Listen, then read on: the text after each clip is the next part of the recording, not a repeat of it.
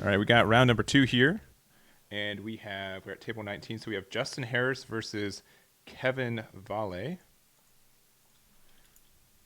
And let me make sure we get these. I'm going to wait till they start to say what the archetypes are, just in case. But they are 2 different ones from last, so I'll at least tell them that they're not Shine, and they're not Shine Gray or they're not War Gray. I'll give you that intel. I think they're 2 that the chat's going to really get a kick out of. We'll see what they are when they get there. And timer has started as well.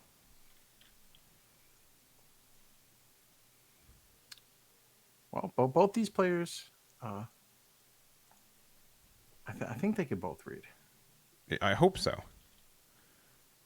We did talk to the players a little bit beforehand, and both of them said that they're just here for fun and participation. So you'll have to trust me. I didn't say like, hey, you guys have to be on stream.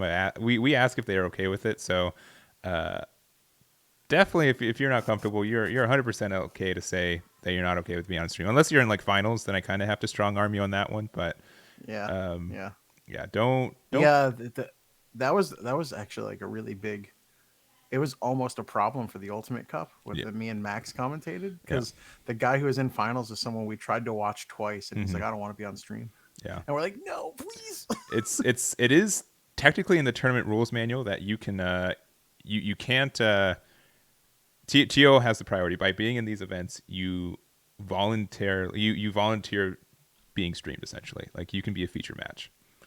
So it is in the TRM. So we can super strong arm whenever. I generally don't do it until it's like finals, where it's like I would watch another game if I could, but I literally can't. Like, if you didn't want to be here, you had to stop winning. Like we have revealed that the top player is playing Blue Flare. Yeah.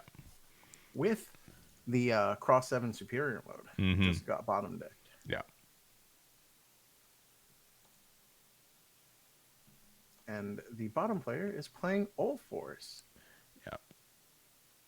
And okay, guess your Ulforce already from the arena.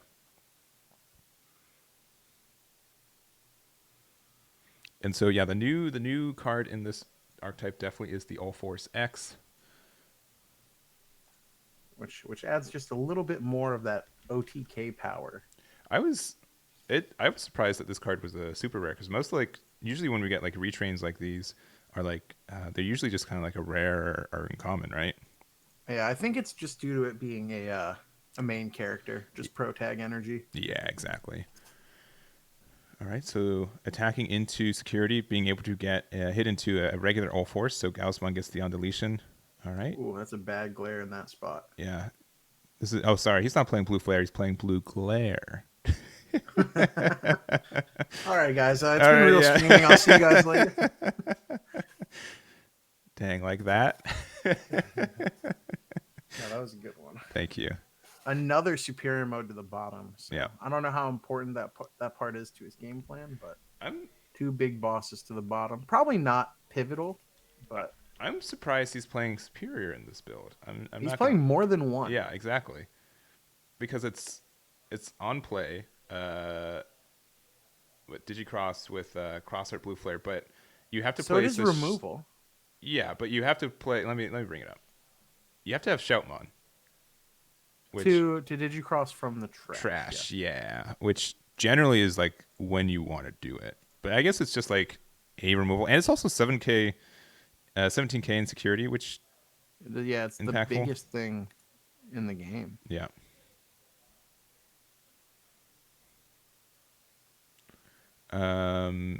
Is it just something with Shoutmon in its name, or is it a Shoutmon specifically? Specifically Shoutmon. Okay, because there are some Blue Flare cards with Shoutmon in their name. Yes, there are. Oh, ooh, okay. Yeah. Not to give anything away, but I see why he's running it. We'll see if we see it together. We don't want to give away spice. Yeah, not at all. But I'm excited to see it. Okay. Well, we hit into security with our Metal Gray X, going down to 3 for Justin on Ulforce. We did hit an Arrow Vidramon, so it did get deleted there. And without a Tamer out, you didn't get to save those materials. And Justin's just kind of slapping down some cards, feeling really confident now that he doesn't have to deal with that board on the other side.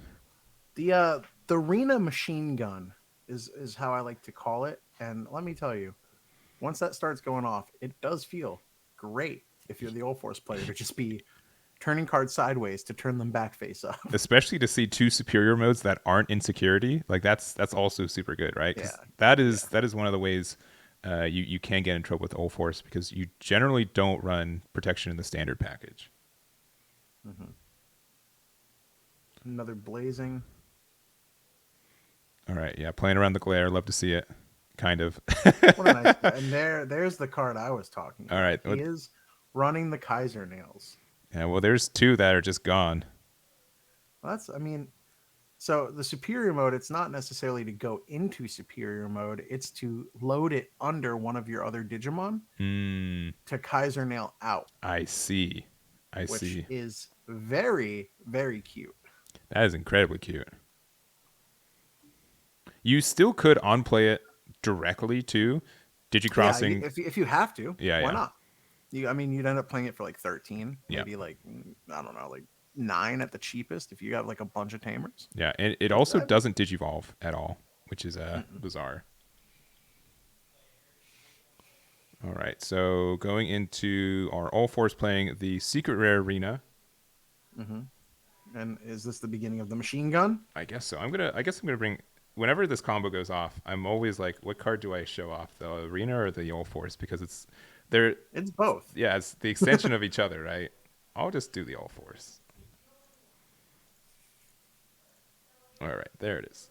You're gonna be explaining this whole combo now because some people aren't familiar. But essentially, you play the Arena to Oh, he didn't have the other Arena. That's okay though. All right, and you hit into a blue tamer on the other side. This also hits into the male Imperialdramon. But if he has another Arena in hand too, he could still hard play it as well, which could extend him another attack the turn. You have it's early though. Yeah, you have 2 memory open. The biggest issue is that you have 2 Digimon out. You do not want that going on for the blue flare player. You want to hope this dies to Okay, nice. Oh, that is the perfect dodge. Attacking with Ulforce first and then hitting the Death X. The Death X? Yeah. Very nice. And then he does have Evade and Blocker, which is going to be really strong. Again, the removal that Blue Flare has doesn't necessarily care, because it's either going to stun you or bounce you. But, there we go. Ulforce X. Are you entertained, chat? Is this what you wanted? Yeah, we had at least 2 people want Ulforce, so we listen. Don't say we don't. And he does just pass. Yep. So hoping that he doesn't have the removal. Mm-hmm.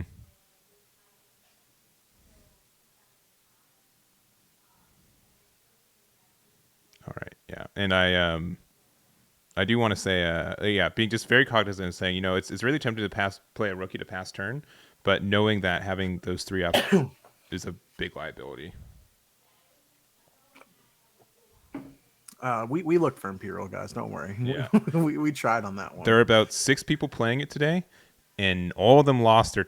One of them tied. The best placement was tying round 1.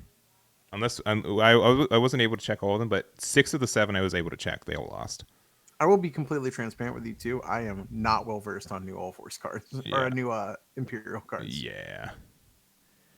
It's a lot of text to just be kind of optimal.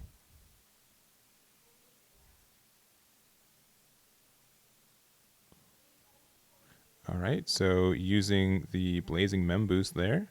So much memory now. But at least he doesn't have 2 Digimon out. So that saves him a lot of the headaches of trying to play around certain removals. Okay, and looks like going into Decker Greymon. Decker Gray, if I'm I believe. Not mistaken. Yeah.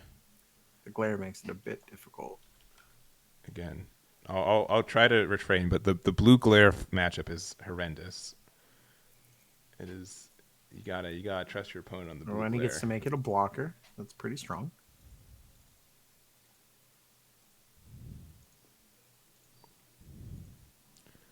All right, and yeah, so being able to stun that is great. It doesn't matter because you had Decadramon in underneath it. Mm-hmm. All right, attacking with Galsmon. Yep, hitting into a Veedramon, so getting the deletion off the Galsmon.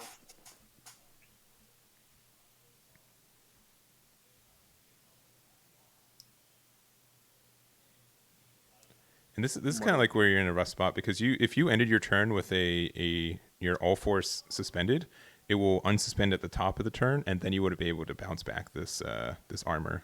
Ooh, a Sorai. Sorai. And nothing off the Galsmon to play from hand. That's also kind of rough too. Yeah. The Ulforce does keep the egg, which is good. A little bit of draw power still. Yep, and you at least have a source. Yep.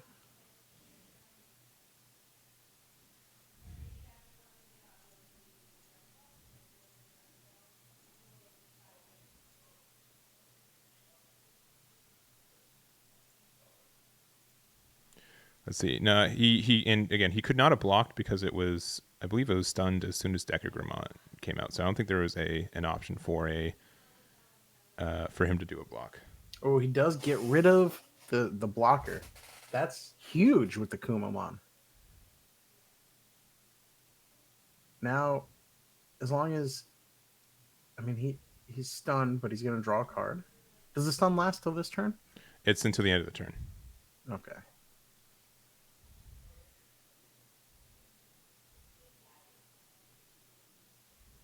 Oh, yep, yeah. The Decker stun. I almost tricked myself into being like, I didn't stun it, but I was like, oh yeah, the Decker. Yeah, the Decker did, yeah.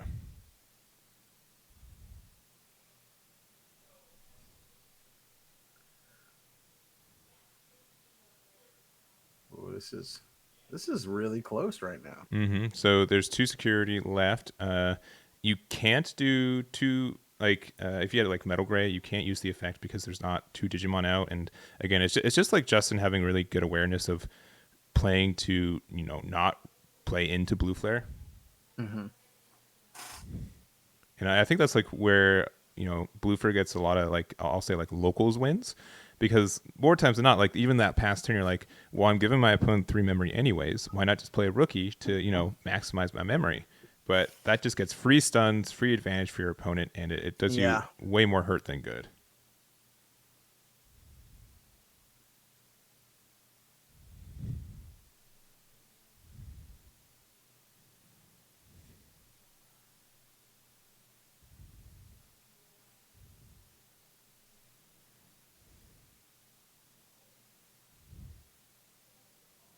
Did he evolve into another Decker? Is that what just happened? I believe that is the case.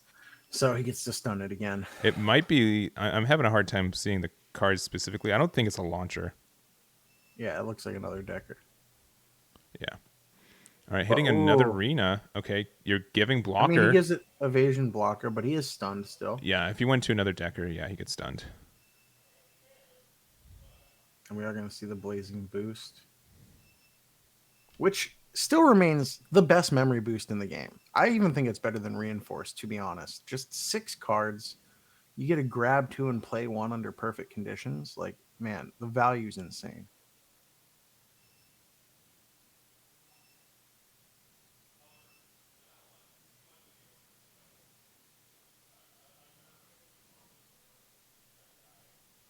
Alrighty, he just needs a way to unsuspend with this Veedramon from 3 memory, which isn't a big ask.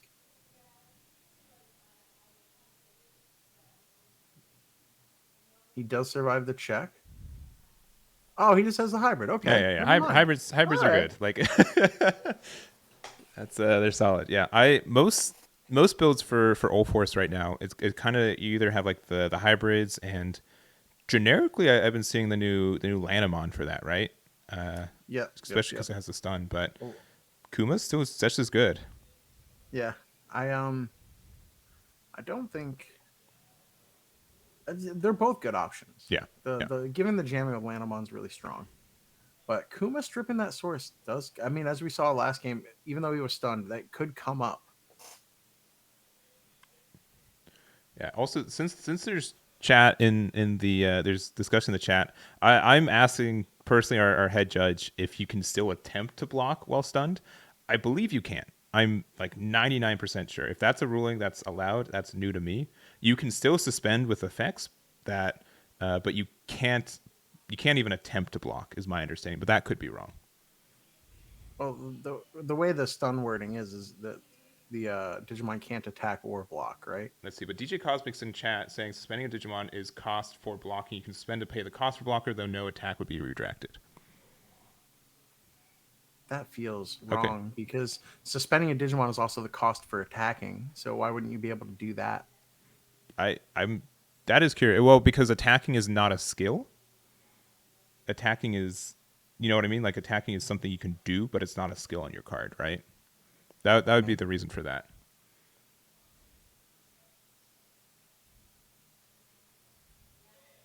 Let's see. But yeah, I'm inclined to believe that. That's a new ruling for me. I wasn't aware of that one.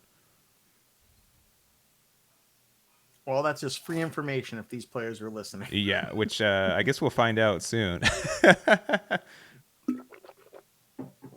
Yeah. Well, security -1, you can still the difference in my mind, and DJ Cosmic is literally a judge for this event, so yeah, I believe you can do that because if you can still pay the cost, it's the same thing as you can do something if it's not affected by it. You just do as much as possible, I believe.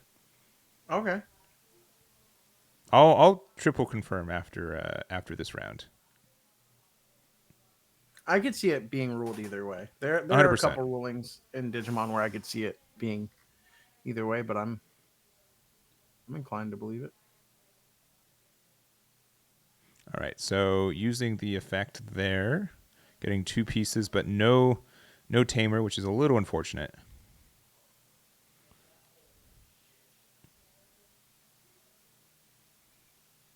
No, not for attacking. I don't believe, unless it's the same ruling, which I'm also unaware of. Yeah, because the difference between the two is blocking is an effect, and attacking is not an effect. You know what I mean? So you wouldn't be able to get when attacking effects. Period. You might be able to suspend your Digimon. I'm thinking it's the same logic. I'm thinking it's one way because blocking is activating or paying the cost for an effect, versus attacking is doing an action. Do you know what I mean?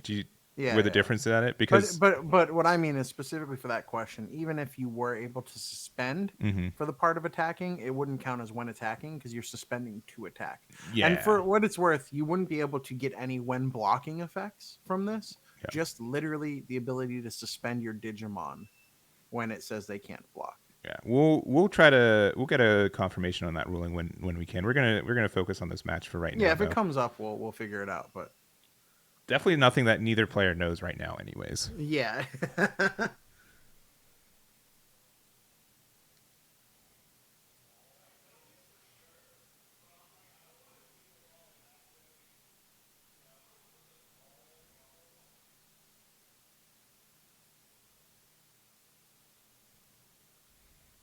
All right, playing Decker, only drawing 1 card feels pretty bad, and passing 3 back.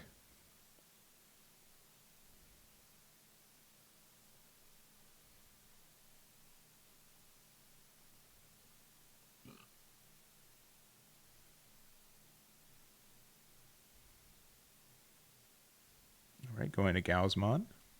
Again, having 3 tamers already set up is pretty strong, especially with 2 of them being Davis. But you just don't have your top end either for Justin right now.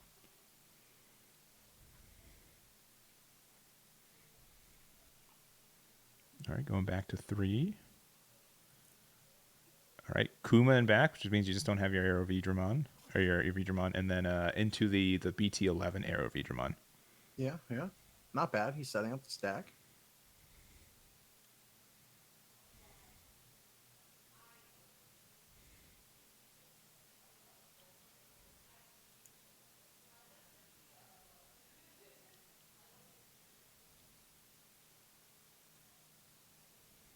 Man, for a deck that runs like a million tamers, that Gaussmon has died to a Digimon every time. Yeah. that is super true. That Gaussmon is not an Eismon. It strictly does not have jamming.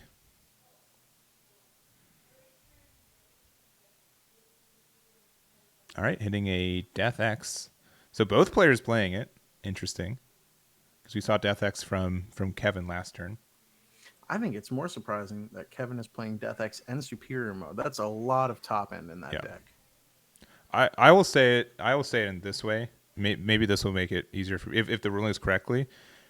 Let's say you have a Gazimon out. I can still activate Hammer Spark on my side. It just won't do anything, right? Yeah. Nothing's stopping me from... I understand why. I'm actually curious if that means that you can still suspend to attack and just nothing happens. No, I would say that one would not be because it's not an effect. Attacking is not an effect. Because blocker is an effect that you pay a cost, you pay the cost. And then since it says you can't block, then... When you break it down, attacking is also a cost. Like you suspend... The way it works is you suspend the Digimon. Attacking is a game mechanic, though, but not an effect, though. That's where the difference is in my mind. I'm curious. I'm asking Sushi. I'm already on it. Yeah, we're on it. I need to know for me. Yeah. All right. Well, playing the arena, getting the restand there, and your memory back, both from the arenas. You're in a really good spot right now as Ulforce.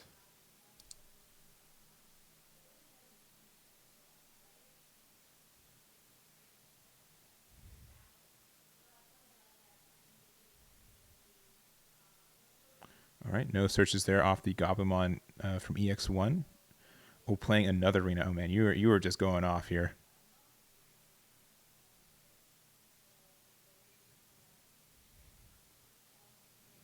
All right, hitting into a Greymon Insecurity. Using another arena. Do you have a third one? Oh, you have a fourth one. Oh my gosh, that is... He's doing the machine gun, yeah. Yeah, you're up by 3 memory as well. So you have essentially 2 more swings. Now, again, there are scary things that do live in the security too. Another arena. Resolve the effect.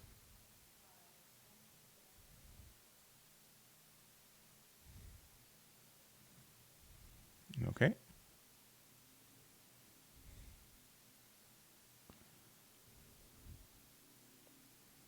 Ice Wall. Okay, that is something a little bad. Good. We're still good. Well, there's 2 more. Okay, because you have the arena out. Yeah. You are. And he's getting bigger now. But I don't think you have enough memory to end this turn because there's 2 security left. Well, the Ice Wall just does the 2 memory once. Yeah. Security. All right. Last real check.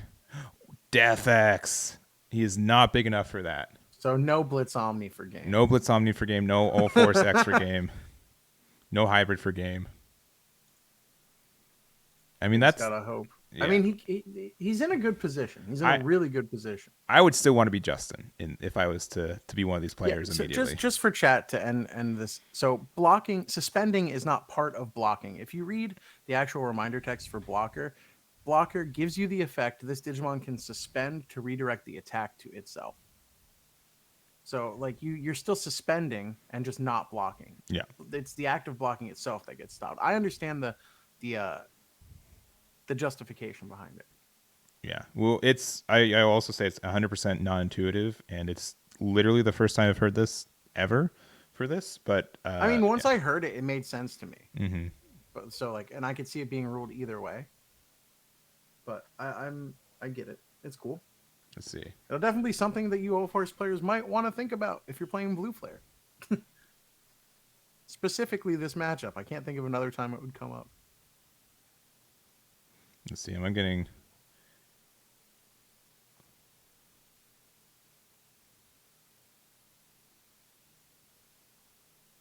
I'm just curious if Blue Flare has anything they can do to survive this turn. He does get to go to Metal Gray, but he's only going to get the 1 swing because he doesn't have 2 Digimon. Mm-hmm.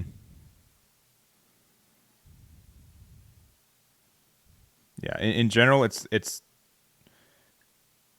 my guess. The justification or the understanding is that it doesn't prevent you from trying to block; it just prevents you from actually blocking. Yeah, exactly. But that's in a lot of people's minds is the exact same thing, right? And there's a lot of overlap for that. Yeah, I understand.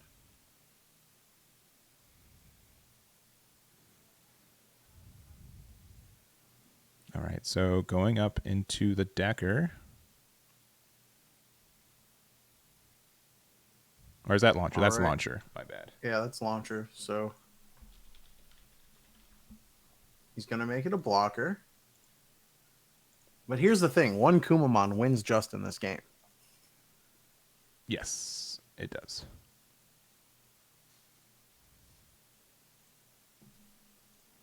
And if he has it, he's remaining cool, calm, and collected because he is very stoic. But he's got like 100 cards in hand, doesn't he? He's got quite a few, yeah. I mean, he dropped like 70 arenas, so he might have less now. But yeah, that's the thing. Like most of the time, you don't like get card advantage in this deck. You kind of go neutral with the amount of tamers that are on board. But one Kumamon doesn't get blocked, Fabsy, because the blocker is his bottom source, so it strips the blocker ability.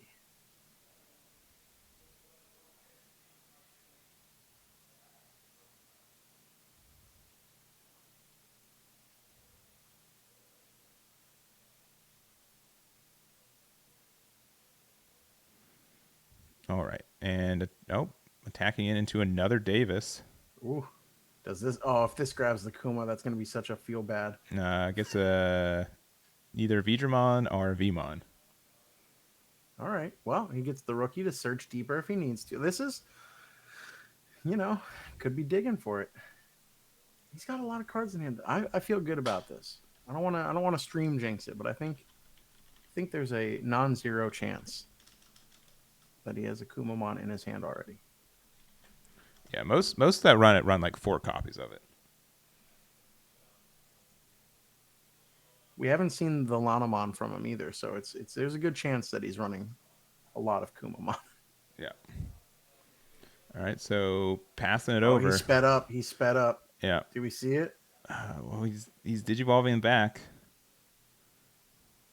We saw Kumamon. Oh, he gives it up. He's scooping. Oh no! Never have hybrid per game. All right, we're going to game 3. All right, game 3. Yeah, because he had to use a Kuma earlier in the turn to go up his chain. So yeah, but I mean, that's rough. He had so many cards in hand. Mm-hmm. And you got so much like cycle. now though, he's going to be keeping the Kuma. He's going to be ready for it. Yeah, for this exact situation a third time. But then he couldn't have gone up his chain, right? Maybe. Yeah, right. Yeah, blame Tyler in chat. Love to see it. Go for it. Get him, guys. I can handle it. Justin is actually one of my locals too, so he'll tell me in person how much I jinxed him. Yeah. If it comes down to that. Love it. Love to hear that. Which maybe, we're talking about being able to read. Maybe, he went to a Florida school just like I did, so good. There's a non-zero chance he can't read. I can't say that, but oh boy.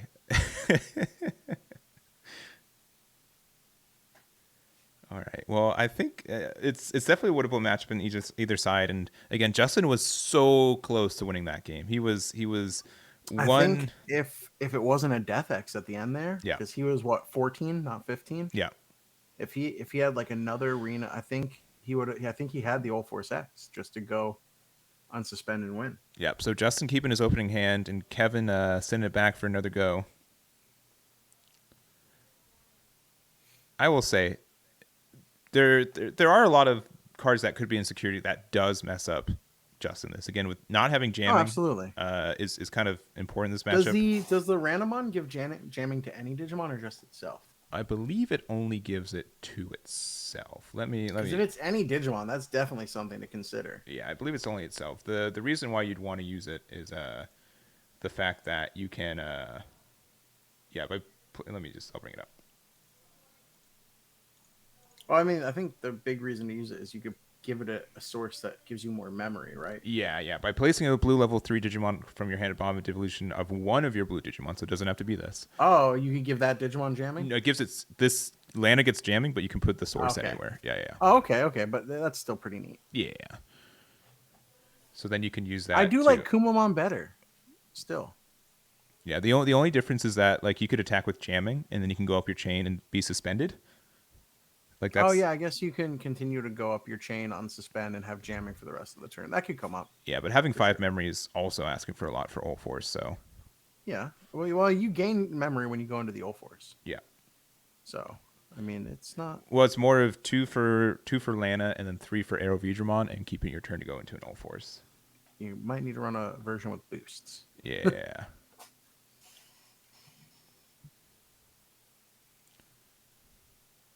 So Blue Flare started with the Blazing Boost. Great opener. Still, Kuriha is just not on the top 6 cards of your deck, though, so that's kind of rough. And then playing the Matt's, not Matt, the Sora. No, that's Matt.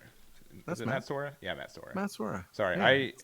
It's Sora Joe is so ingrained in my mind. It's like It's the couple, man. Or no, I'm sorry, not the couple. It's the opposite couple. Yeah.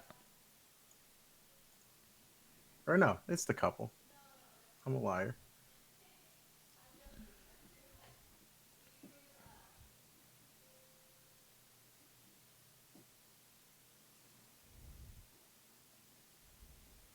All right. Oh, just playing the male Bergermon. To play the Kyria? Yeah. That's not terrible. It's okay. It is a lot of memory. It is a lot of memory.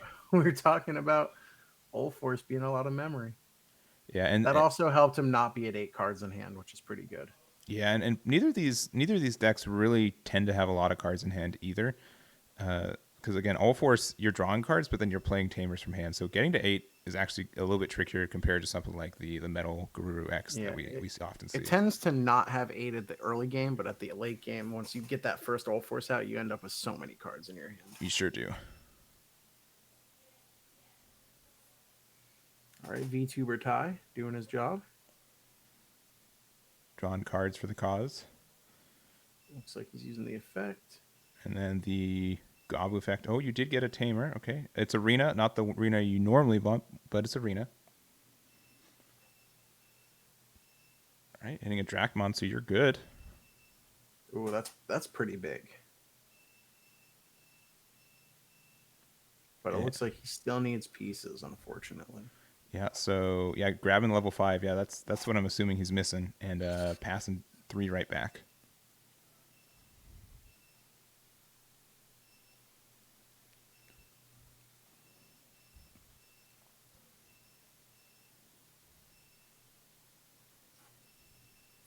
I wonder if we're going to get to see the big Kaiser Nail play at least once in this match. Yeah.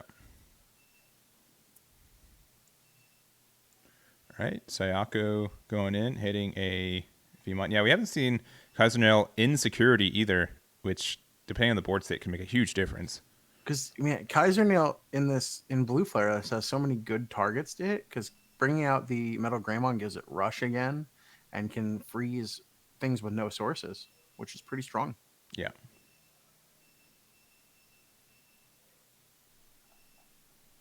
Or even just Kaiser nailing out like a value Decker Greymon to draw some cards. Mm-hmm.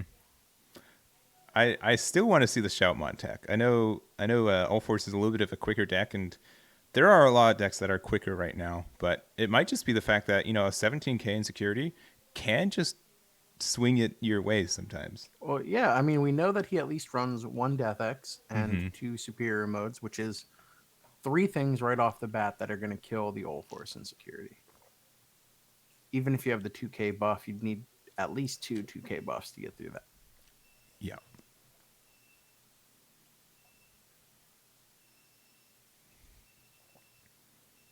All right, so 9 hands, so you do get the extra. Yeah, I think he's just asking just to know how much memory he's potentially passing next turn. Mm-hmm. Another thing to not forget about is the Matt Sora effect of bouncing a level 3 when you become unsuspended with a blue Digimon. Let's see, the ice wall. Yeah, that's pretty nasty. That's okay. He's not attacking this turn anyway. Yeah, but just, you're getting to 2, it's going to be hard to go up your chain, and again, there's 3 attacks on the other board. You could just lose to another hybrid off the Kuriha, or even just another Metal Gray that you can, even with 1 source, Metal Gray can win. Mm-hmm.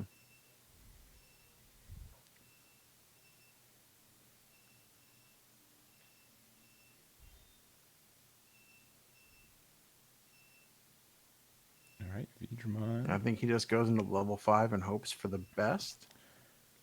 Yeah. Otherwise, the only other thing you could do is you could have gone a hybrid and attacked over the Sayaku just to have like less bodies on board, but yeah, I don't know if that's the move though. Oh, okay. Oh, Hold up. Death X though, that's not bad.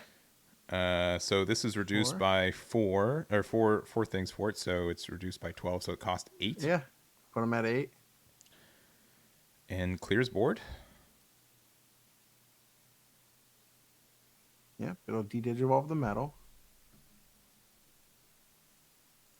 They seem to be... I don't know what the confusion is here. Yeah, I think they're... Yeah, and Sayaka only is for devolution cost, but yeah, definitely making sure the cost is correct. Yeah. De-digivolves. And then we're going to see 2 male birds go underneath.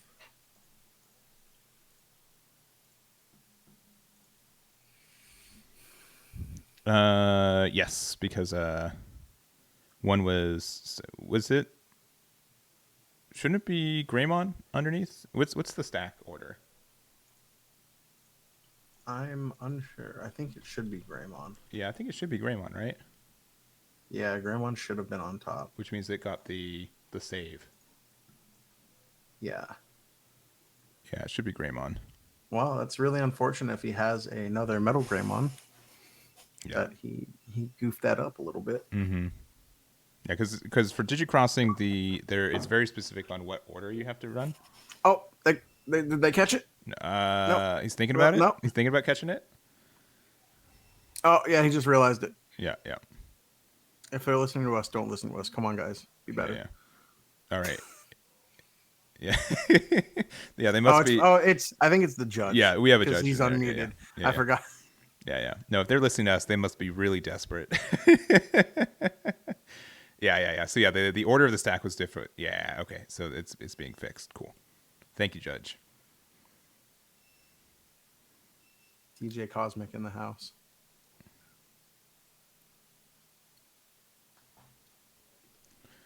You're still in quite the pickle though. But you can play Metal Gray for 3 if that's any consolation. Okay, Decker for 5 to draw 2. All right. Where are we? Is this set 1 meta where you play what's his name? Oh, I'm blanking. Zudomon, yeah. I got your back. Zudomon to draw 2 seems pretty good in 2020. Slamming it for 7, draw 2 cards. Digivolve him to a level 6 next turn? Broken. All right, well, it's probably going to Metal Greymon to at least freeze the Death X. Or even Digivolving into Decker should also get the stun as well. And then yeah.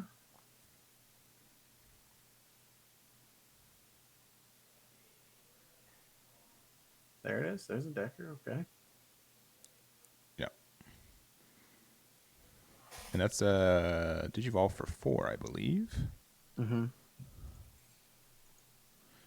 And you can put something underneath it if you like to. He's putting. Oh, he is putting. Okay. Oh, are we going to see it? Oh, is it happening? Oh, I'm wringing my hands. Let's go. Come on. Oh, Justin. Come on. I'm so sorry. Do it for me. Come on. I'm so sorry. Oh, no. Love to see it. Okay. So, Kaustinen lets you play it from underneath, which means you get the on-play effect now. Oh, no. Nice. We got there, chat. That was so cool. I'm building this deck. I want to make Justin relive this at locals. All right, so on play, return all devolution cards for one of your opponent's Digimon to the bottom, and then return that Digimon to the bottom of their deck. So that happened. Also, you played a Shoutmon cross 7 for 4, which is bonkers. And then your turn, all your opponent's security effects on option cards don't activate either. Yeah, it's all of them, not just from what he checks, but yeah. Tamers will still happen, and Digimon, but it's options specifically.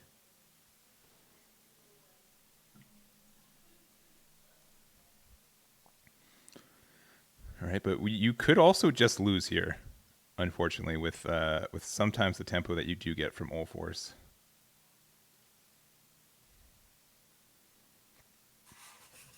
That is true.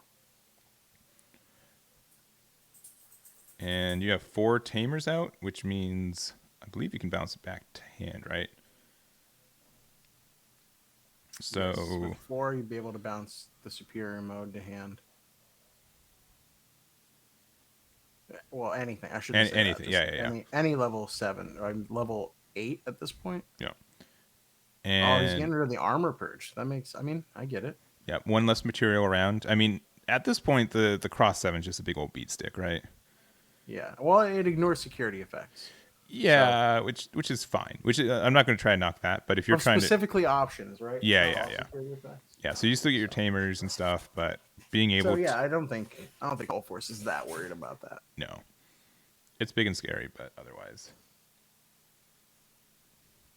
it's still really neat. I'm not trying to kill his vibe. It's a really sick play. He did do the stream. Thing. I really appreciate that.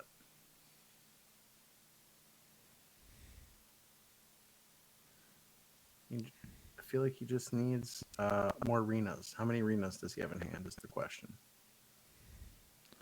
That is always the next question. All right, so getting the boost there and then arena effect.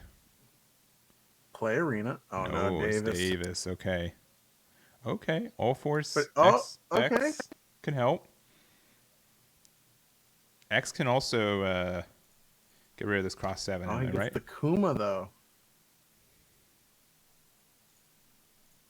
Interesting. He might already have the X. All right, blue mem boost, or blue blazing mem boost. Yeah, the blue blazing. Blue blazing. The blazing blue.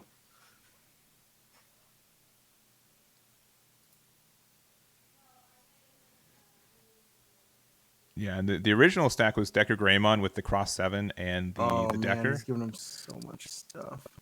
Okay, there it is. And you go into there for 1. He gets to unsuspend himself. Yep. So not bad. He's got the blocker evade. And I believe he gets to bounce that back to hand. I believe so, yeah. With the lowest level. Okay. Which 7 is the lowest level right now. Yeah, believe it or not.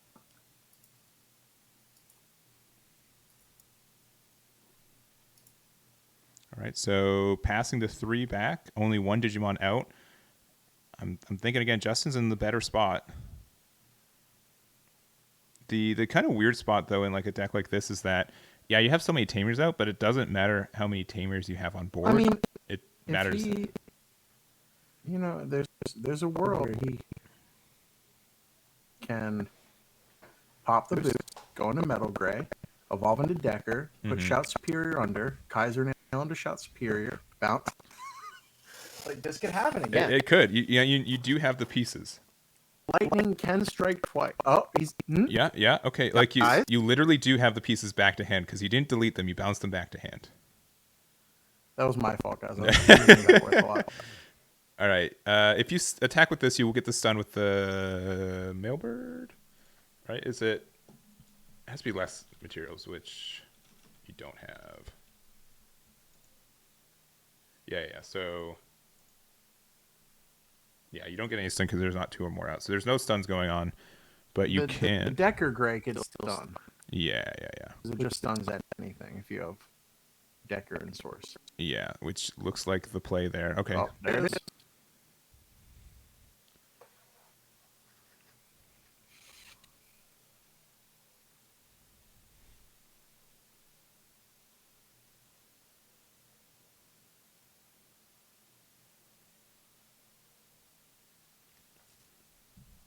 Here, also, I'm going to fix your audio real quick, Tyler. Is my audio goofing? I think it's goofing. My new boot goofing?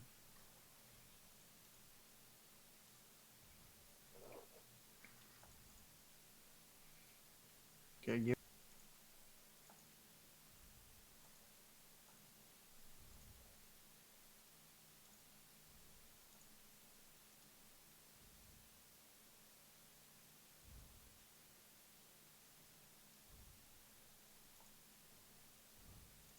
All right, Tyler's audio should be fixed. Let me know if it's incorrect. Can y'all hear me? Is he back on dry land? I've been told that I have a face for radio, so I hope It's all working out well. And a voice for silent films, right? Yeah, exactly. All right, thank you. Yeah, I might have to not to talk more in the shop. Whatever captures the audio, sometimes it just goofs, and on my side where I'm hearing is not the same as that it's being streamed out. So it's I probably see it reset it every round, but there it is.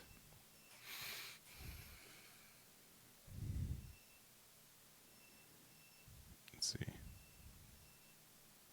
All right, there's some discussion, some pointing, some table shakes going on. Does he know? Has he figured it out? Is he listening to us? All right, so giving it blocker again and evade. So again, 2 memory back from your inheritables from playing a tamer. Then he plays the just a random green tamer followed by Samity Santi to just go absolutely buck wild here. Yeah.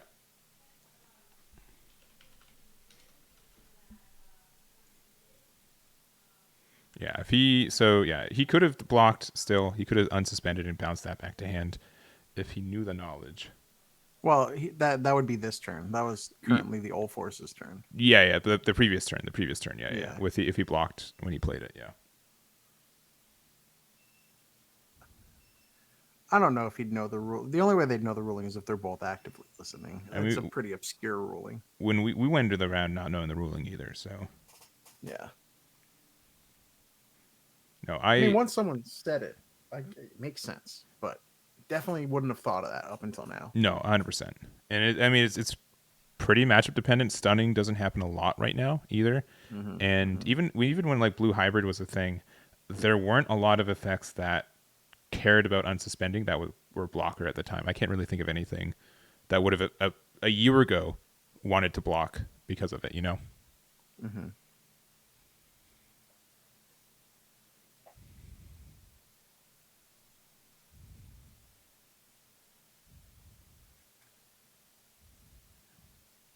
All right, and we are quickly approaching time. We've got 2 minutes left in this round.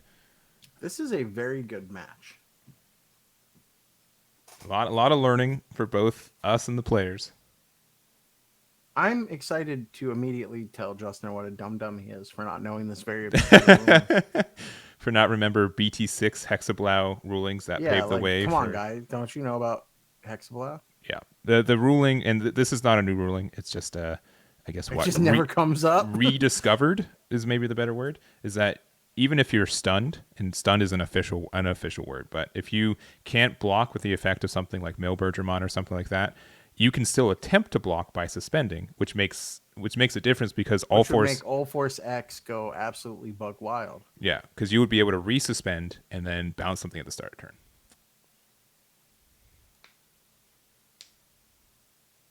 So it is not intuitive at all. Well, now we have the ultimate blue flare stack with the blue glare as well. Blue glare. And we can tell the fan is on, so you know he's sweating. We see the reflection on there.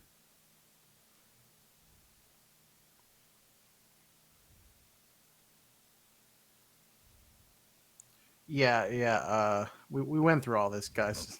Yeah. Trust me. Yeah. I'll do one last at the end of this round. We'll do one comprehensive, and then we'll talk about it straight to break, so you can't even argue with us. Like it is not a new rule. It is. I swear, newly discovered. The precedent for it is from BT 6, 4, 6, 5, 6 from Hexablau, if not earlier. Hexablau, yeah.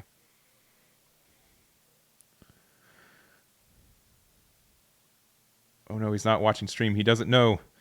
That's probably good, but still.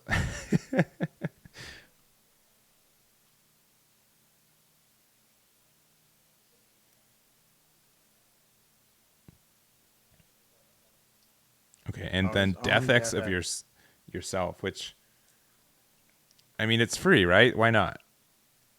It is free real estate. It is free real estate. And then... Is he just going to play the superior mode for like 13? Mm-hmm. No. Looks. Oh, is he? Yeah, 13. 13. Okay. That's a lot of memory with no blockers on the board. Man, it's just his one blocker is suspended. He put a Zeeg under the superior mode at least. Mm-hmm. Did he? He might have. I honestly can't tell. So he might have a blocker, but if he goes up into Ulforce, he's bouncing whatever he wants. Yeah, exactly. So it's not. I don't know. He could be out of Tamers. We only see 2 Renos, but we'll see. Let's see. He can't do any from trash because it's not Shoutmon on board. It says specifically if you want to do it from trash, you have to have it from Shoutmon on board. Yeah, you have to do it with a Shoutmon on the board.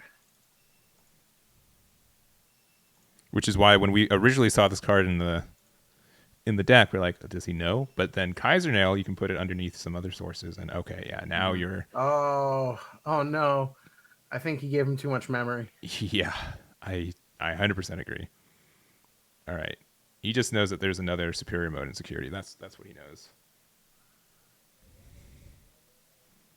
And we are in time for the record too, so this should be turn 0. All right, back to 10.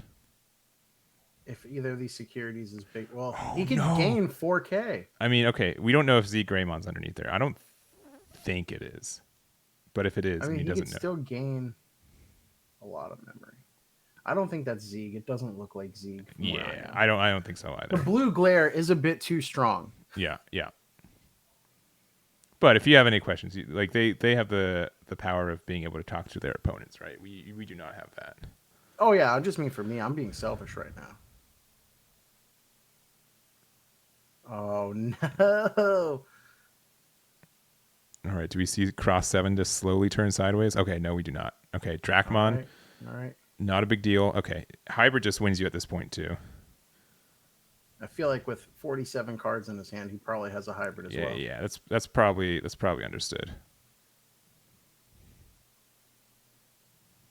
Yeah, and okay, yeah, you are. And Ulforce takes it. What a good game. What a fun game. And we have round number 3. No one saw it 2. It was always a 3. We switch to the scene. Let me get our names for you guys. So we have Dwight Lee versus Jor-El. And Dwight is our player on the top. I actually don't know what Dwight's playing outright. I was kind of looking at Jor-El's, what they're playing. Again, wait until we get into our first turns just to kind of let them know and maybe give me some time for this. But based on names alone, Tyler, who's winning this one? Dwight or Jor-El? I mean, Jor-El does sound very Kryptonian. Mm-hmm. So yeah, you were telling me that you could be an appearance from Superman's dad. Yeah, I'm pretty sure. I mean, maybe not spelled the same, but Jor-El is. I'm pretty sure Superman's dad's name. Let's see. We can do some predictions going to this. I'll do. Let's see. I'll do a prediction only by name. By name. only by name. Only by name.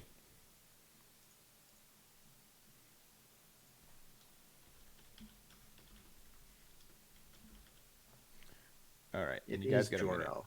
I feel vindicated. It is Jor-El. Nice. And timer has started. I just remember the iconic line from General Zod. He'd always be like, "Kal-El, son of Jor-El." I see. Anyway, yeah, I knew Kal-El. I'm not that much of a poser, but I'm also I like to swim in the 50-50 zone where I can be culturally aware, but the deep cuts will always hit me. Oh, I'm a deep cut boy.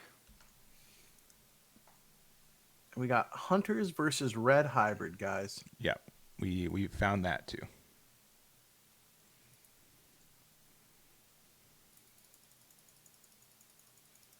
All right. And nobody believes in Jor-El. Wow. No one. You know what? I'm spending all my channel points on Jor-El. Go for it. And this is round 3. We're expected to have 8. There's somewhere between 7 and 9 rounds, depending on ties, of course. Generally 8 or 9 is what we normally hit. And again, Dwight is using the new Hunters archetype, which is my favorite archetype in the game right now, especially since I can't play it at all during Ultimate Cup format. So I got to get my reps in while I can. But using the Shoutmon King version to play your Toguro there is pretty nice. Now, Hunters, I think, has probably the strongest boss monster in the game right now. It has the best form of removal, at least. You can play around it. Yeah. But when you're playing Red Hybrid, it's very, very hard to play around it. Yeah, the boss monster gets to tuck something, which doesn't have a lot of counters, and then it gets to attack twice. Yep. All right. And essentially, Domimon not hitting any tamers off the top. A little unfortunate there. You still have 2 tamers set up, which is great. And swinging it back on over to Jarrell, who's gonna send these Flamemons in. All right. There's no Hunter in the BT10U, so you do not get to keep there. Unfortunately. Yeah. But one thing is that Watchmaker, and let me double make sure before I say it out loud. I don't think it cares if you have 4 unique tamers out. I think you just have to have, not. Yeah, you just have to have 4 tamers out for this Curie Attack +1. So you're almost there. And you can do it twice with 2 copies. Absolutely. Of it. You can just play a third one and get security +3. Mm-hmm. Atomic Inferno. See, the cool thing about Atomic Inferno that a lot of people forget is that secondary effect of if you're blocked, you get a gain 3 memory. And I think that people are going to have to start remembering that because it has come up in games I've watched. Yeah. A lot. Yeah. It's very important there. Going into the Burning Greymon, which should get the deletion there. Yeah. Mm-hmm. Which means you do get the save and then the additional save from trash. Just any card, didn't have to be the card that was underneath it. Correct. And then passing 3 there.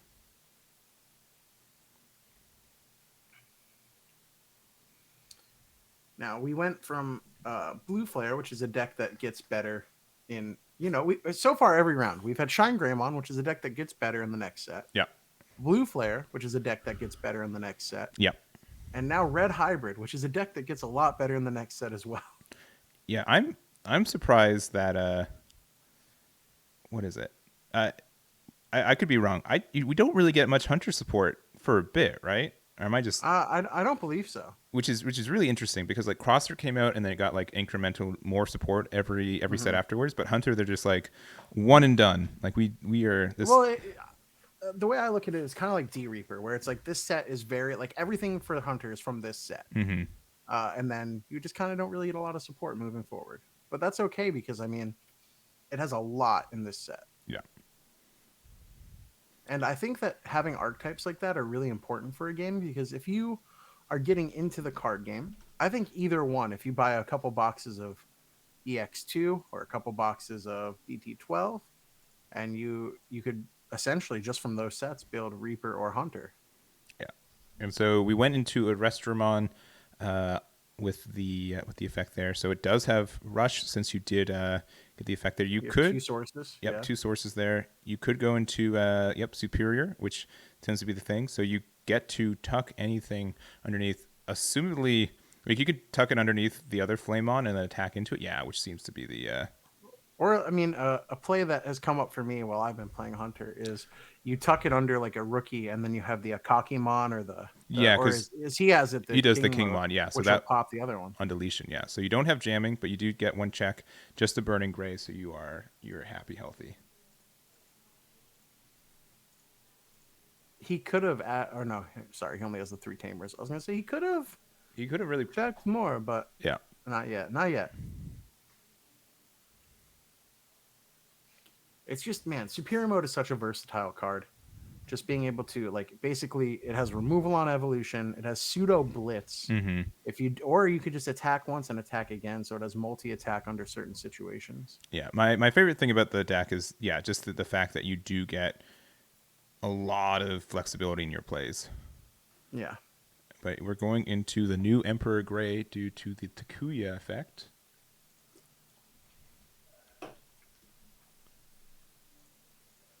Guy's got a big old sword.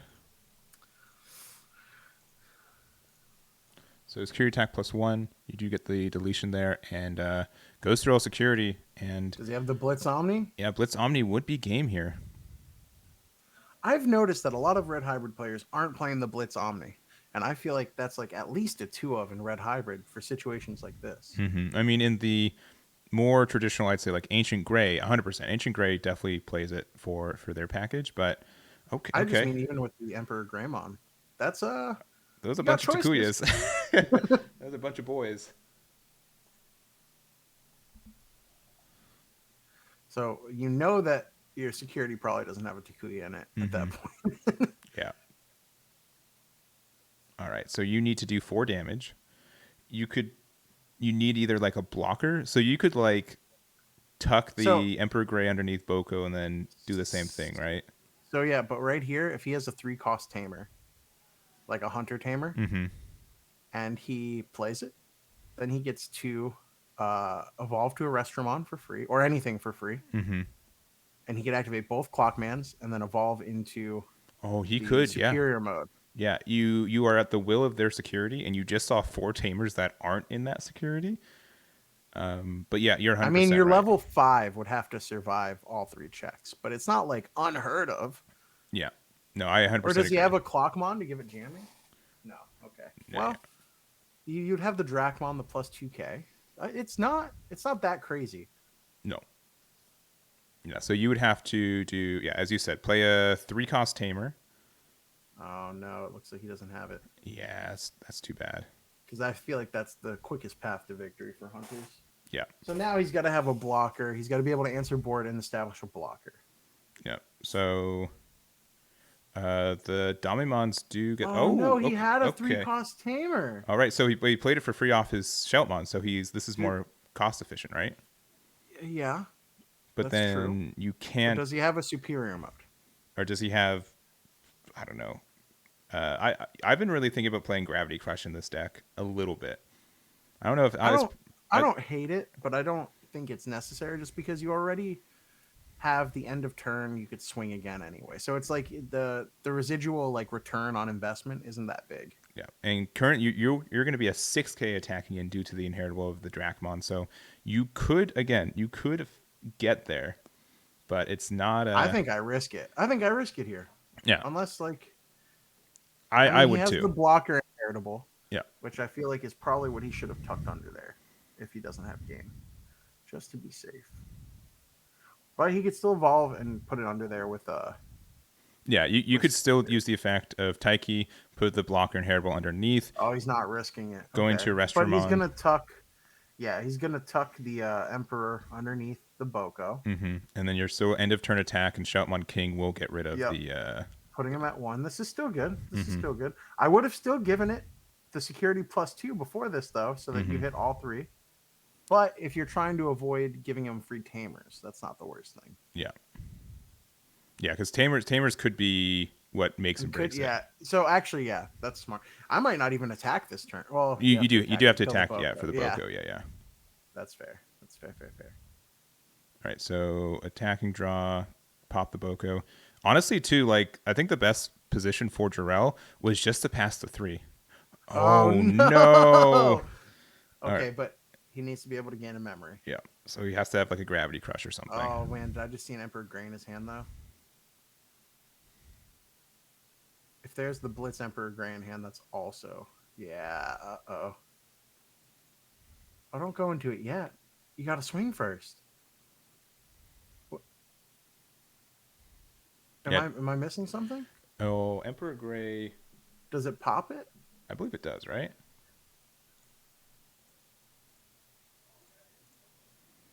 Yeah, delete one of your opponent's Digimon 6k or less. What? DP equal or less than this DP instead. So yeah, we'll get the deletion there, and then it's just the same thing. But you won't be able to. Does he not have Blitz? Oh, that's not the Blitz one. Okay, okay. He just didn't have the right one to win. Yeah. Okay. No, I thought I thought he had the Blitz one. I was like, he needs to swing first. Yeah. Yeah, hitting that tamer was pretty rough here for him. I think that made a huge difference. If you didn't hit a tamer, you were fine. But also, again, when you saw 4 on the top of the deck, you're like, okay, there's no way there's any Tamers left in that security, right? Oh, he has the Blitz one. Okay. It's right there. He does, yeah, okay. Okay, cool. Oh, glad. Oh, look, he's got his face cam. I don't know if you can see it on stream. Oh, I do. The little. But you saw him look at his hand and then immediately just derp at the. It's all right. Yeah. It's all right. Tunnel vision happens. I think you're still good. Yeah, I think he's in a great spot. It would be hard for Hunters to come back from here. Unless you could still do a third arrest. You need specifically. Well, you could still do it. You could go into a 2-cost with Digicross, evolve for free into a Restramon, and then evolve into a Superior mode and clear the board. And Drakmon will let you cycle some Tamers out of hand too.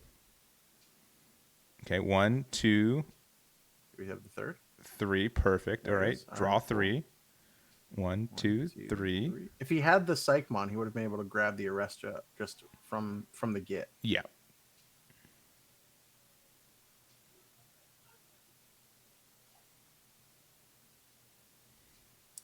Do we have the Arrestra? That's the question. It's looking like we're thinking we do. I mean, realistically, if he establishes a blocker and kills the Flamemon, he's also still okay. That's true. Which, but you can't. No, you can't. You have the Ikaki. Okay. You got to have Rush to be able to swing, but he can. He can't swing right now. Yeah, he can't swing right now. Oof. You can still tuck the Emperor underneath the Flamemon if you have a blocker. And have a blocker. That would help. Okay. This is why I love Hunters. I love Hunters so much. Does he have the third Superior mode though? Is the real question. Yeah. Has he drawn into it? Yeah, because you can always there's always like a does he have it? A little silver lining. There is. There's always like a little line that they can be playing. Also, this might be a little off topic, but I do love that the player on top, the Hunter player, has a little just recording, just to let you know. Yeah, I'm recording this. All right, and okay, going into does he go to the quartz. I think he's going to the quartz. Oh, can Astamon evolve over a red level 4 though? Is that what they just noticed? Let me see. I think Asta's only purple, green, or black. Yeah, I believe that is correct. Yep, only from a yellow, green, or purple. Oh, yellow, green, or purple. Okay, not even a black. Wow. Yeah.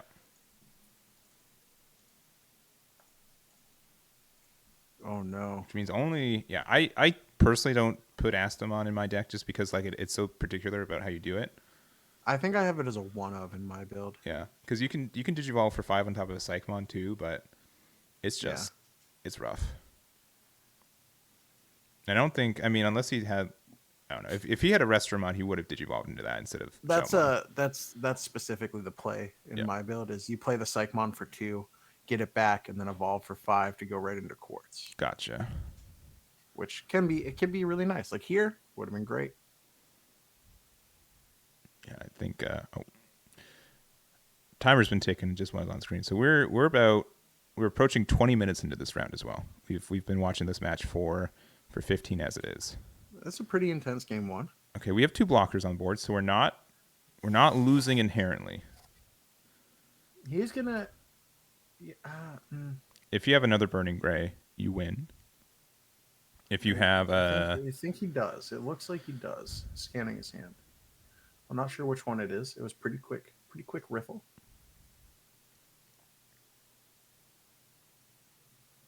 All of the hybrids for every color look exactly the same too. Like Beetlemon looks like Metal Kabuterimon. And again, like we were in this position because Jarrell. Again, he could have won. He could have won with Blitz and just decided to give his opponent a chance. All right, there's a Goonie. So I really do appreciate these players just giving the stream really good games, just like suspending it a little bit. Yeah, my least favorite thing about commentating on these events is when I have for people like watching Grandis sometimes. People like watching some of the faster decks, which is great. And with Discord, even you get to jump around games, which is still kind of obnoxious to do, but it's fine. But like when you're in person and you say, "Oh, I want to watch something like Cross Art," and it's over in 20 minutes, and then you got like 30 minutes of round left, like it's so rough. It's so rough. Oh, doesn't get to pop anything, but that's a big boy. That is a large burning gray. I believe it's 11K from here. Let's find out. Perhaps more. It's bigger than 4K, which is the number you really care about right now. Yep. It's gonna have to block that too.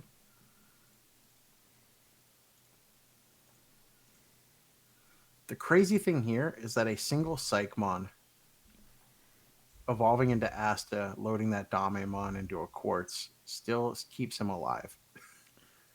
All right, and that's a I forgot his name. It's not Pokemon, the other one. That's Nemon. Nemon. I almost said Ninimon, but that is not it. That's a tamer.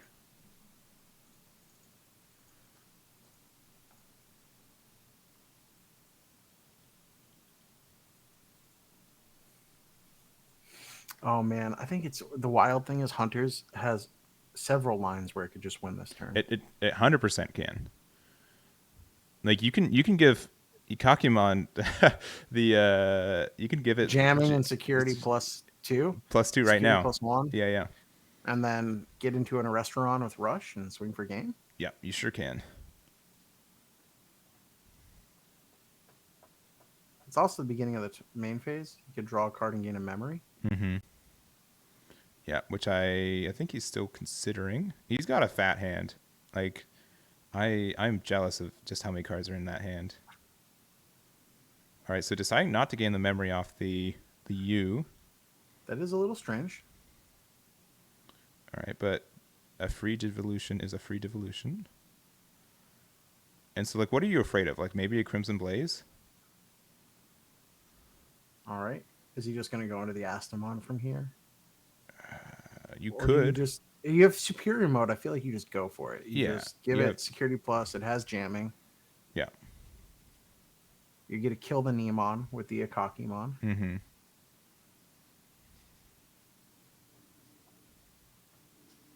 No.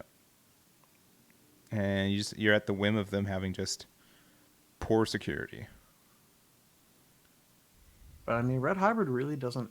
I mean, maybe a Gaia Force. Maybe like you do have some flex options for some options in general. Again, like Crimson Blaze, I think is a. Oh, but you can't. Come on. Oh, this guy's stressing me out. He's thinking too much. I mean, I guess he's going straight into Superior, right? Yeah, I know. He doesn't have it. Oh, that's so rough. Okay, playing another Taiki, which you could use on a Digivolve. And then Quartz, all right, which you technically have blocker. Okay. I can't believe this game's still going. I think he's just going to trash everything now. Because it stays his turn. Yeah? Yeah. Well, Judge is talking, making sure. How does it? Because there's 12 suspended things altogether. It would gain 6 memory. Oh, okay, yeah, you're right. And then 1, 2, 3, 4, 5, 6, 7, 8, 9, 10, 11, 12. So exactly 12 cards. So he does trash 2. He only needs 10 for either thing to keep turn or to trash 2. Yeah.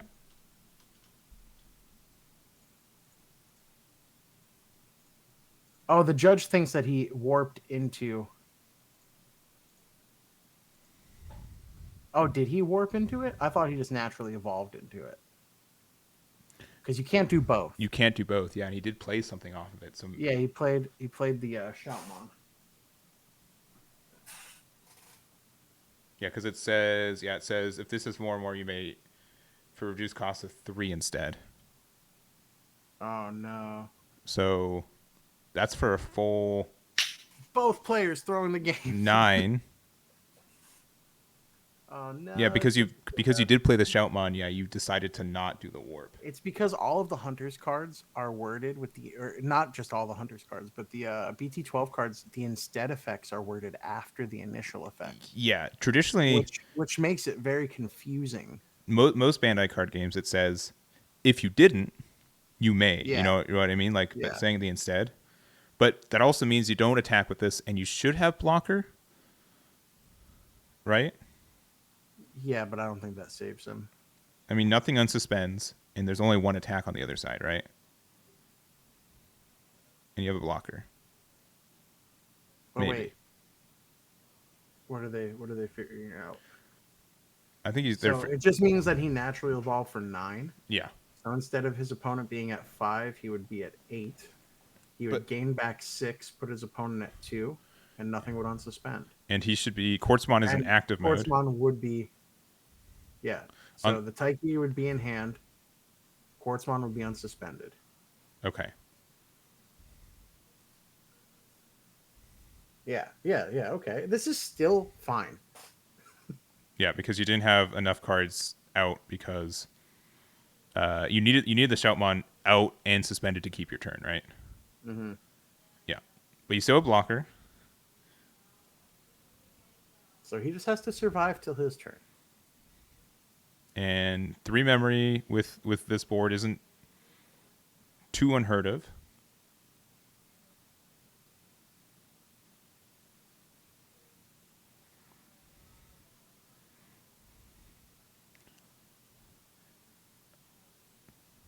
And I'm going to say this probably every round. This is a new format. Oh no, because I think he has him in his hand. If he goes a Goonie, oh no, the Alda wouldn't evolve for 1. Never mind. I take it back. I was gonna say a Goonie Alda into the old Emperor or in the new Emperor wins it, but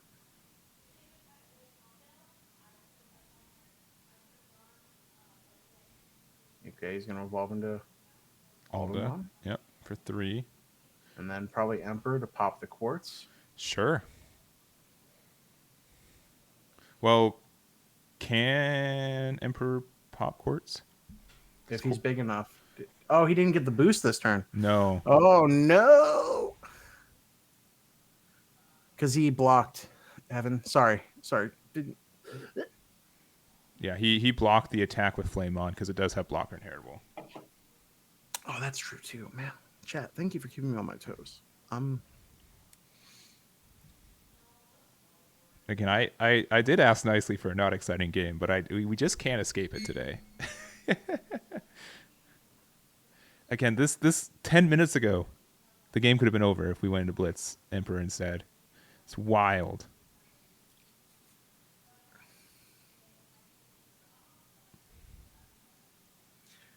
Today will be the event of hindsight 2020. Yeah. It's 2020 part 2. All right, passing it over. And scooping it up. Yeah, I think he's telling, look, I had this card in my hand the entire time. Dang. All right, that is game 1.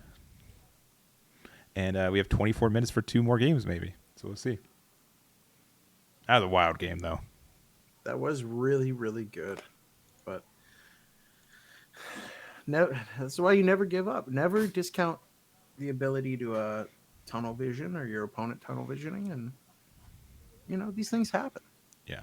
And again, in a new format where there's a lot of new effects, and it is, I don't know, you do get a little star blinded to play into the new cards, right?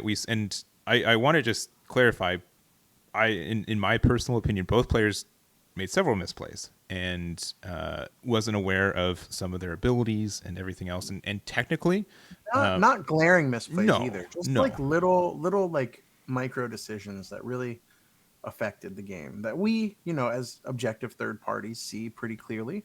But when you're in the game, you don't always have that frame of reference. And that clarity. To be honest, we have a judge we can talk to. We have a couple hundred eyes on the stream too that can chime in and help remind us as well. Like we are sitting on a lofty chair above the match, so we're not no judging going on or saying he's a bad player or anything like that. It's just very tricky, this format right now. All right, so it looks like we're deciding to keep our opening hand as Dwight, and Jor-El's going for his second go.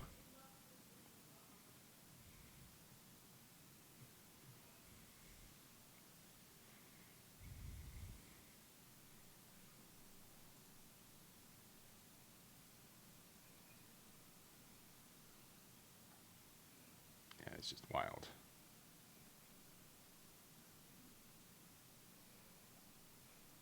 Just wild. Yeah.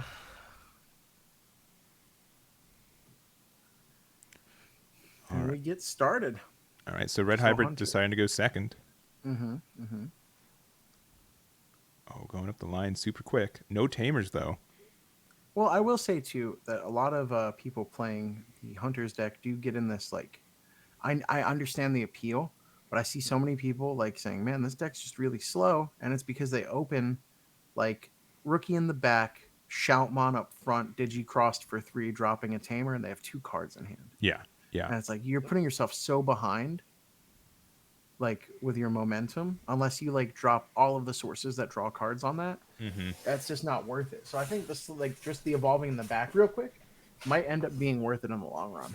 Yeah, and it looks like Jarrell's just not having a fantastic start of the second game. He did mulligan and still just had a name on to talk about it. This is a great start for Hunters, because now he's got a pretty decent hand size. He's going to be drawing 2 cards on swing, 3 if it dies. I think he just drew into a top. Okay, so he's got some. Okay, never mind. He's fine. He's getting some stuff down. He's balancing out. And a tamer in hand. Okay, we're fine.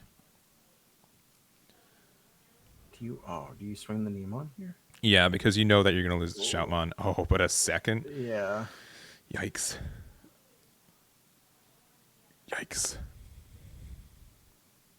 He did mulligan. He did mulligan. This is his number 2. Hand number 2, yeah. The Hunters player did keep the hand. And it's definitely hand number 2, if you know what I mean. Like, it is stinky.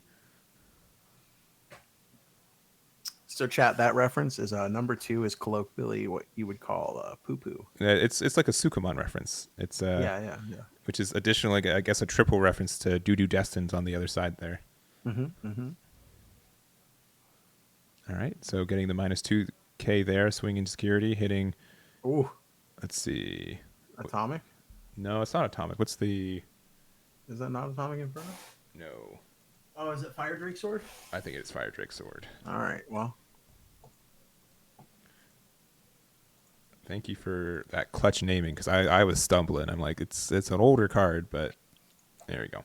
There's a lot of things that live in my head rent-free. Yeah. So it doesn't do anything, unfortunately. So the main is choose one of your Digimon with hybrid and delete one of your opponents with DP less than or equal. And then also Fire Drake Strike, which says play one in Takuya from your hand or trash with paying its memory cost. So both pretty good effects, but just not seeing anything for that resolution. Yeah, no Takuyas in hand or in trash, unfortunately. Yeah, because you decide to like whenever I hard play a tamer, guaranteed security's like, oh, here's an exact copy of that tamer I just spent all that memory, or there's a way to play. There's like a Sunrise Buster. It's always just like, man, why did I do that? All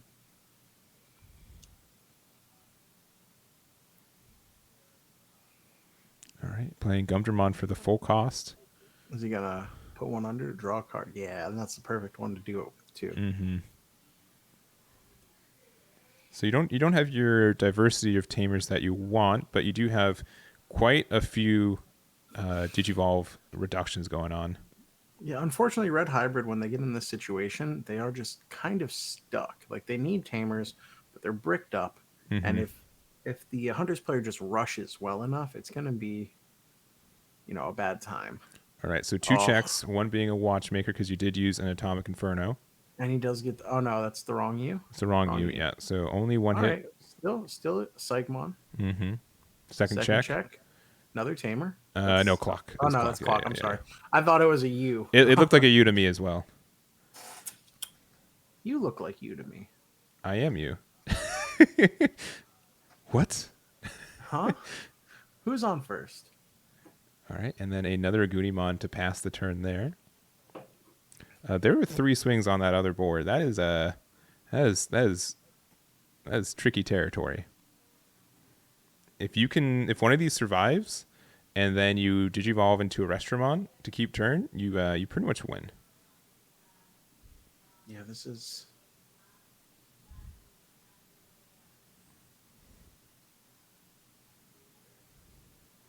Looks like he's not using that last tight key. Yeah, because if you have the cards you need in hand already, you don't need the extra cycle. He does just need one of the ones with sources to survive. Mm-hmm. Or actually, no, because he has 2. So no matter what survives, Yeah. he can put, because you'll have the one you evolve over as well to get to the 4th source. Yeah. Yeah. So if all 3 of these swing in, if any of these hit a tamer, you win. If you hit Crimson, you probably lose. Crimson would be rough. That'd be no good.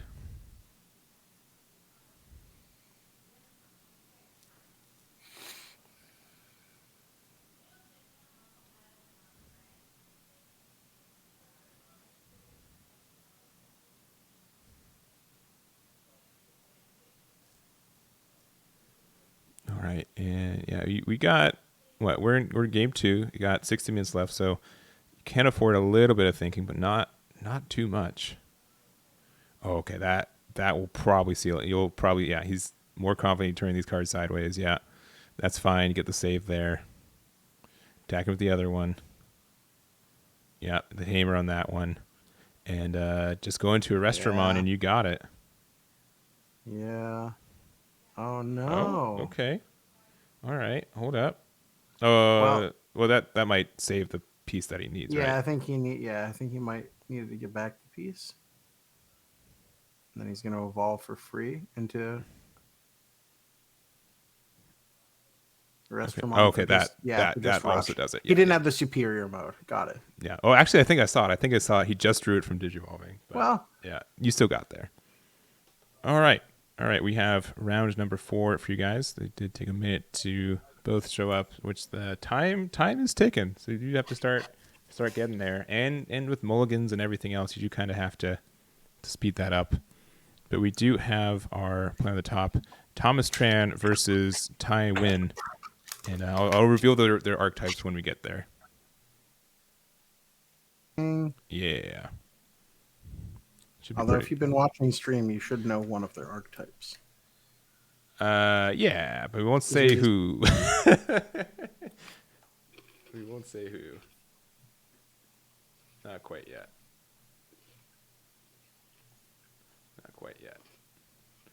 Again, based on names alone, who's your thoughts on the matchup? You don't even know. Yeah, spoilers. One of them is an Imperialdramon player. I'll say that. But who do you think it is? I'll give it to you based on the window dressing of the playmats and everything else.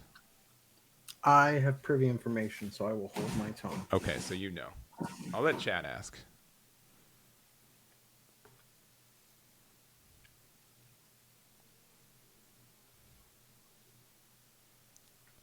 Actually, in here, I don't think I made sure that they're okay with being streamed. Let me make sure on that too.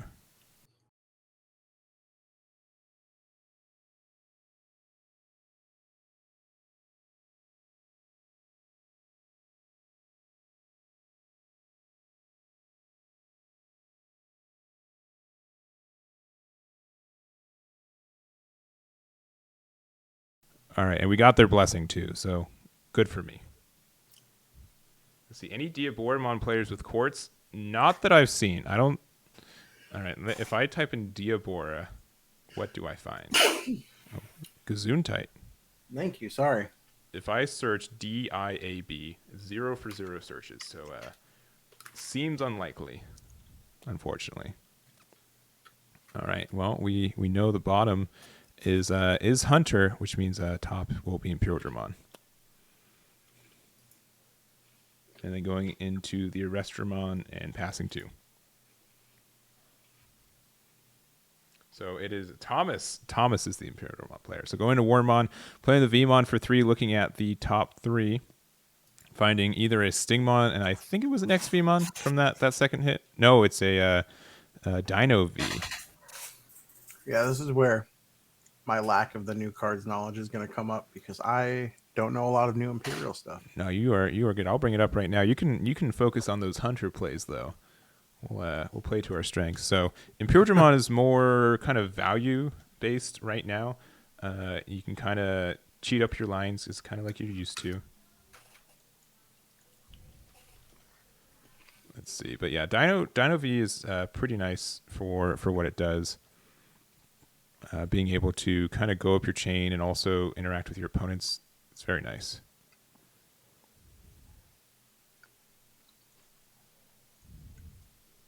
So thinking after that, they did swing a Restramon, hitting a Wormmon, so not too intimidating there. Also a bit of a bold swing, especially with no Tamers out. Yeah, I was gonna say the no Tamers before the swing is crazy. Yeah, and he's playing the Dracmon, but no Tamers still means no draw. No draw. Yeah, that's a little unfortunate there. And if you are able to go up your chain, which should be pretty tricky with only one memory right now, but you do get that chance. So Dino B, though, when Digivolving a DNA, you get to suspend something, and that gets plus 3k, and then this can attack your opponent's Digimon. So there's a Tamer. Not really one you want to see, but it's it will work with the Restramon. Yeah. Let me bring up that use. So this is a newer tech. I personally like running 2 of these use just because they aren't hunters, they are Bogra army, but they do get some great things, especially the fact that they do get a draw 1 and memory on your opponent's turn is probably the biggest kind of swing for it. And just like another purple tamer is kind of nice too.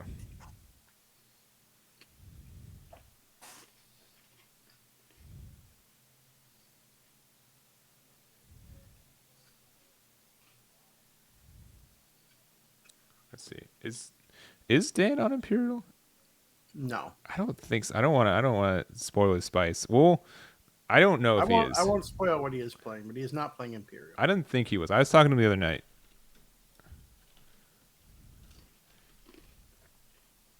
Let me see.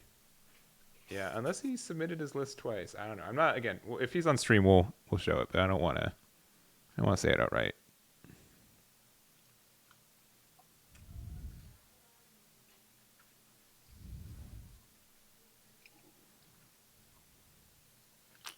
All right, and looking over there, you still have 3 memory to work with, but I'm guessing, not a lot to do with it, unfortunately. So with the Dracmon hitting another Davis, so you have 1 of each. No.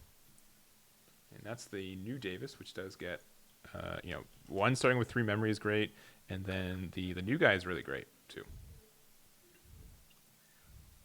So it costs 3, and at the start of your main phase, if you have either a Ken, a tamer with Ken, so it could be the dual tamer, or Digimon 3, you get to gain a memory, and then when one of your 2-color blue and green Digimon attack by suspending this tamer, that Digimon may Digivolve into a Digimon with Imperialdramon in its name for the cost. But just going into your piece is just really nice. Oh, chat, this is an undefeated table, so both of these players are 3-0 right now. Yeah, we're on table 5. Generically, I always start the round with something undefeated, so... I don't think you do anything generically. No. This is a generic message for generic people. If anyone's specific out there, these words are not for you.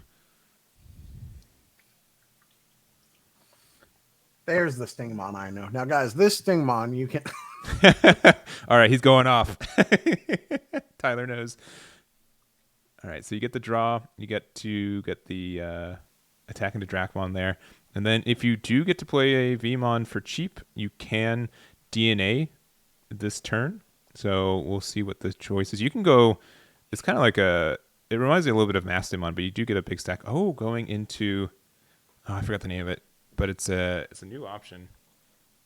Is that the V Blast or whatever? It is the V Blast, yeah. Man, I'm here with the option names today. You... Am I the master or Imperialdramon? I guess not. So you get to trash top 3 from one of your opponent's Digimon, which is good.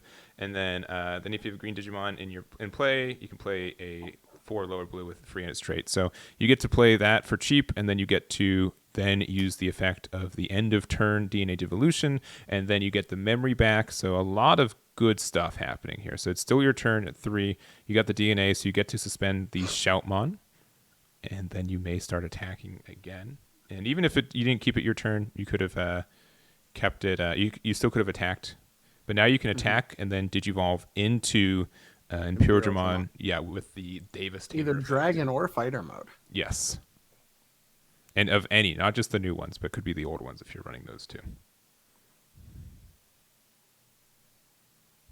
All right, I'm going to take a breath.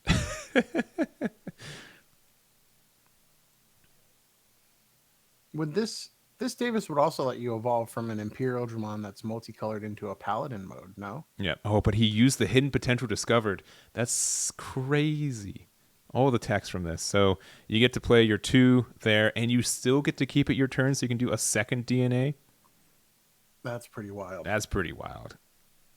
This guy's going now off. this is pod racing. Yeah, this is Imperial gaming. This is what you want to see. Someone get Dan on the phone. Yeah. Tell him to DQ and watch this instead. Yeah. Look what you're missing out on. Oh man.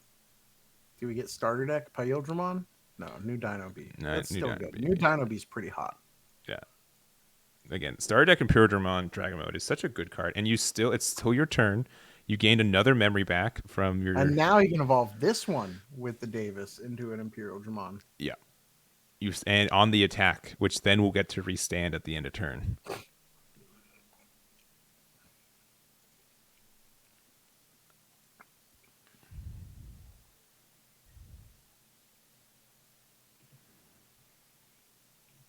All right. Well, thinking from here. Again, 1 memory available.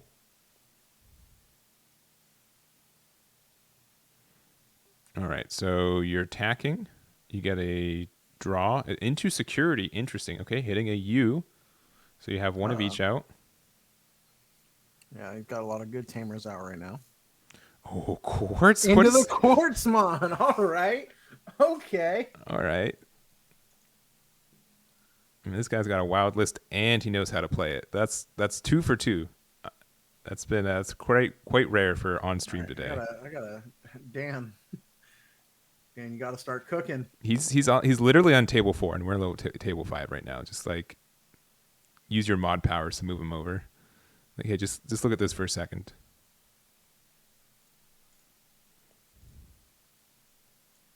And I mean, hidden potential discovered makes sense if you're playing Quartzmon as well, because you do get that for you there too. That's very strong.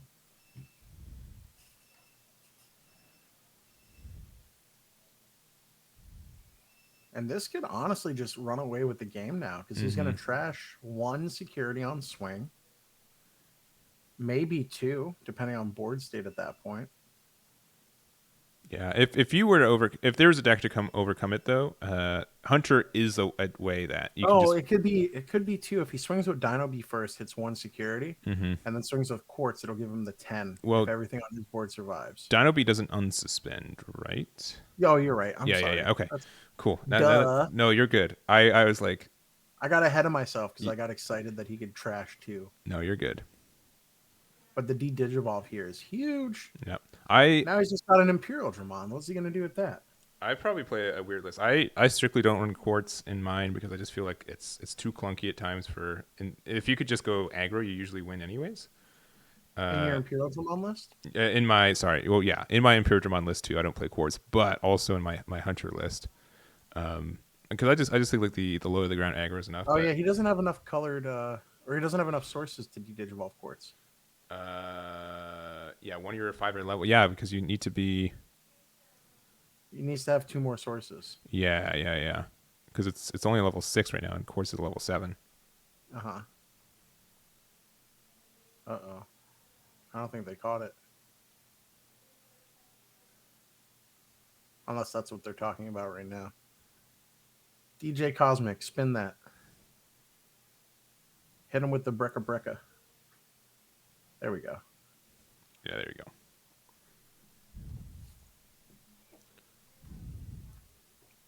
go. Unfortunate.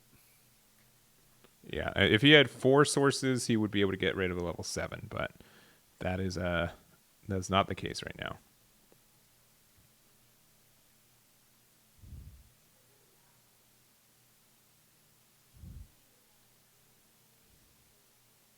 All right. Well, that will also that will actually de-digivolve. Yeah, that one will get it done for sure. All right, fine. You won't let me de-digivolve it? Dang, there you go. Bam.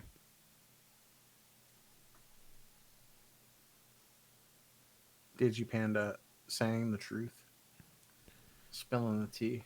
Let's see. Shouts to Digipanda too. Great co-commentator. Yeah. Where's he? I'm not. Is he busy today?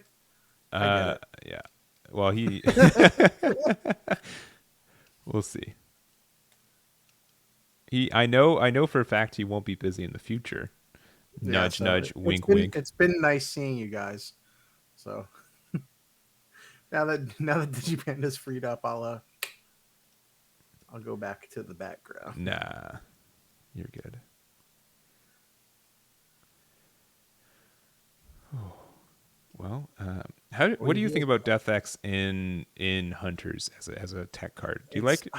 I like Death X in everything to an extent. Okay, fair. It's like you're giving up a bit of consistency for just an insane card. Because it could just go off. Like even here, it definitely saved him a little bit from like a really bad board state. I think a lot of decks are still playing Tamers right now, which is the biggest thing. Crossheart is Hunter 100%, right? Beelze a little bit.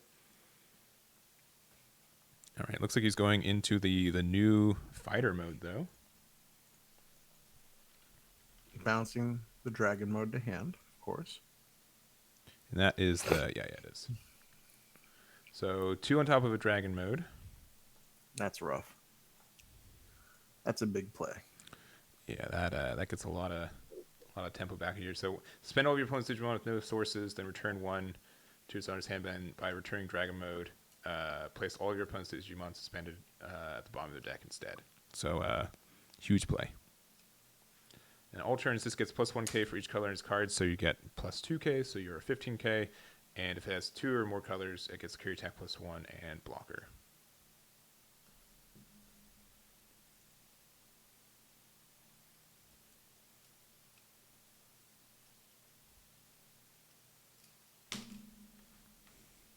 All right, and then going into the new Imperialdramon. I don't see that one as often. I think a lot of people are still using the old one. Yeah, the old Imperialdramon I think is just gas, but the new Dino Beamon is very strong. Yeah, I definitely like the new Dino B. But this can do some good. So trash top 3 of all your opponent's Digimon. Then if DNA Digivolving, 2 of your opponent's Digimon with no devolution cards can attack until the end of your opponent's turn. So that stun can be important. They can still block inherently. Not with the ruling discussion we were talking about earlier, but it just doesn't. Yes. Yeah. It doesn't stop. It doesn't stop blocking it anyways. It's just attacks. Ooh. Okay, so you have, let's see, only 2 colors. Only 2 colors, unfortunately. So it's only level 5s. Yeah. So you cannot get rid of the dragon mode.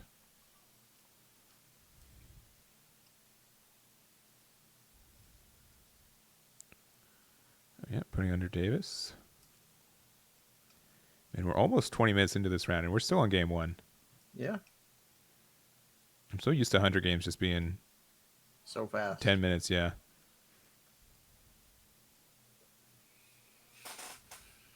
Does that only have 3 sources, though? I believe so. Due to... Okay, and then scooping it up. All right. I was just talking about how long the game went, and just the immediate scoop. So, Thomas taking that one.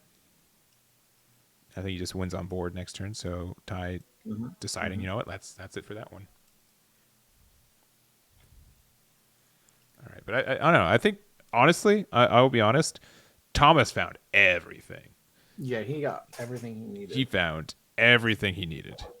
He did a really good job at finding your HPD when you needed to, and just everything else. The double DNA turn was huge. Yeah, it's just absurd. Just absurd. Yeah, Ty doesn't have plot armor. I suppose not. We'll see. We can't count him out yet. His name is Ty Win, so I mean, he might still win. Ty will probably. His name's not Ty Lose. So. That's true. There will probably be a Ty in a winning list this weekend, at least top 16 list.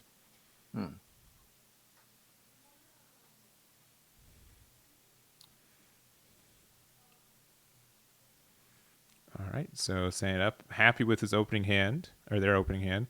We'll see if, I'm not sure if Thomas is still shuffling for the first or for a mulligan.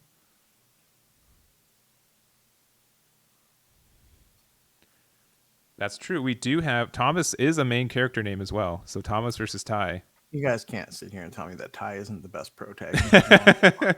Come on, guys. You guys are just asking for remote only chat. He had the redemption arc. Come on. All right, so we are set up. Ty is deciding to go first, going into the Gumdramon.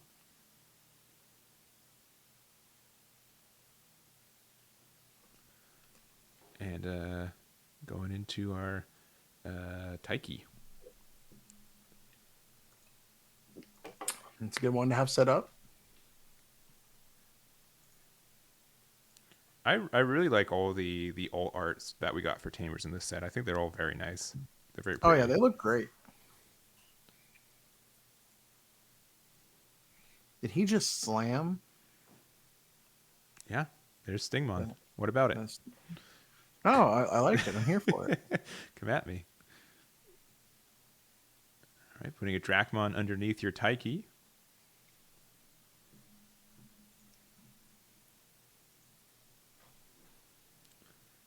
Going into Dame for 2, or is it for 1 for 2? Okay.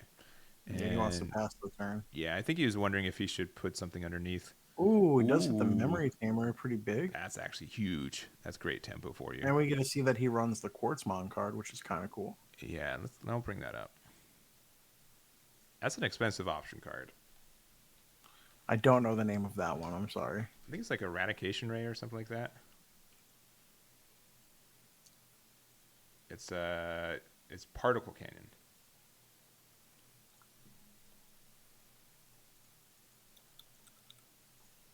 So it costs 10. We have Tamer 100 play. You can use it without immediate requirements. And then suspend all Tamers. Digimon, your opponent's cards do not unsuspend during their next unsuspend phase. Okay. So it's like a Puppetmon for... That's not bad. For kids from 3 years ago. Puppetmon used to be a $10 rare. Yeah. Especially like the box topper golden art. That one was like 25 for a minute. Yeah, that was a pretty card.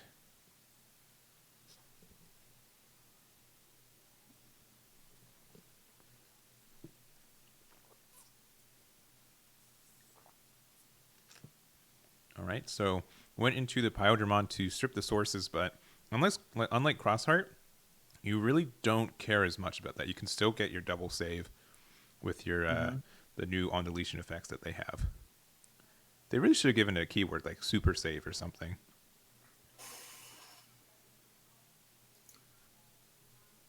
Yeah, but it's nice. I think they had to keep the keyword save for all of the oh, that's true. Synergy. Yeah, because then it would be what? Digimon save.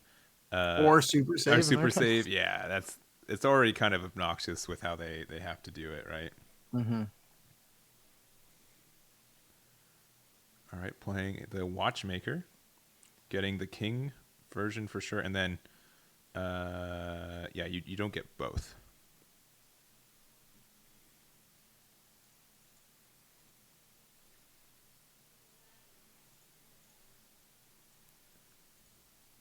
No spoilers, but I ended up looking up the lore for Watchmakers. It's very interesting. I won't mention it here, but if you guys don't care about spoilers, definitely go to check it up online. It's very.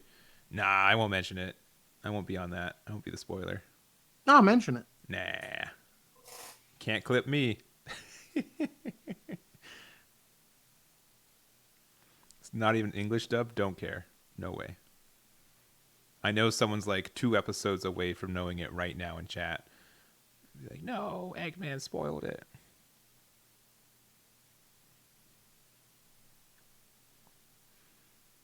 All right, so another Watchmaker. So you get your choice of Omnishout or Restramon, and deciding to choose the Restramon.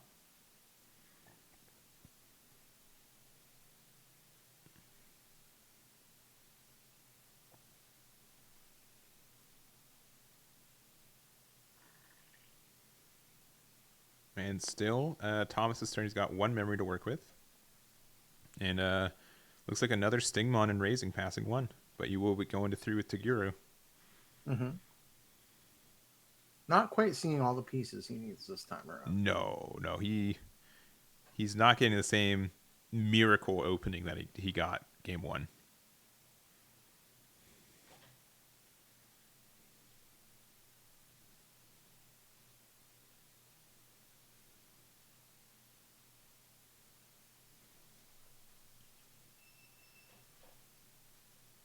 All right, going into Superior. Now, you don't have anything there. You don't have jamming either, but it looks like you can. Okay, yeah, you can get rid of the Stingmon when attacking. You also can get security attack +3 if you really just want to. Yeah, or you get 3 checks rather.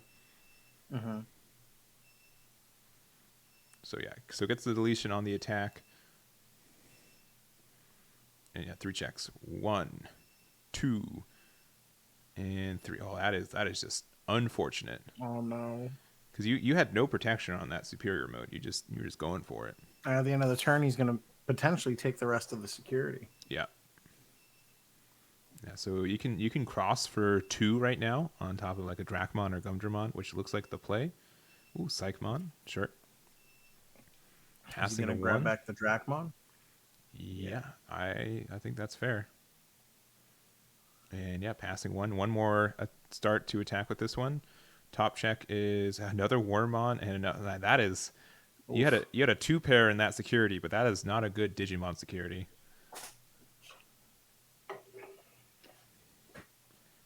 Would have been a good time to see Quartzmon in security. Sure would have, but that is going to be it. We're probably Quartzmon just stuck in hand, and we're going to go to game number 3. Both players 1-1. All right, so you can't count tie out. So I don't know. I really want to believe in the Imperialdramon, but that was such a strong opening and such a, I'd say, statistically rare opening for the deck with how many 1-ofs and everything you get, right? Yeah, and Hunters is just so versatile as a deck. It is way harder for Hunters, but with the new mulligans implemented, you do get more consistency that I think something like this build of Imperialdramon would really appreciate. So that's definitely something.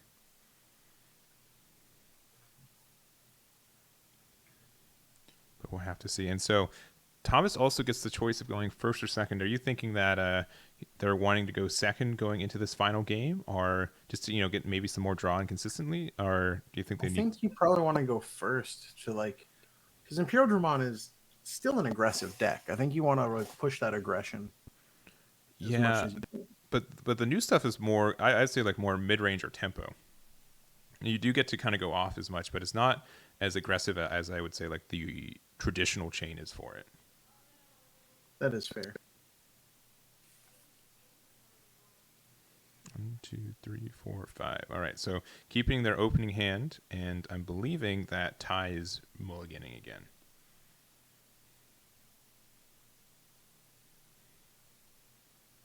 So we'll have to see.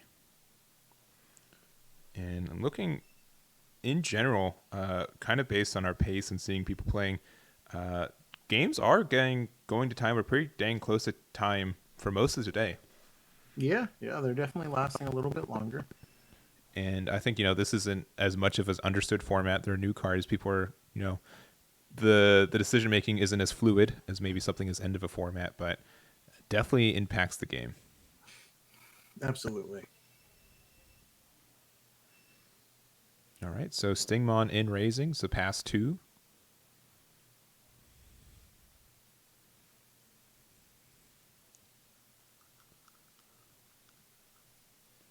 Going into Psychmon in raising.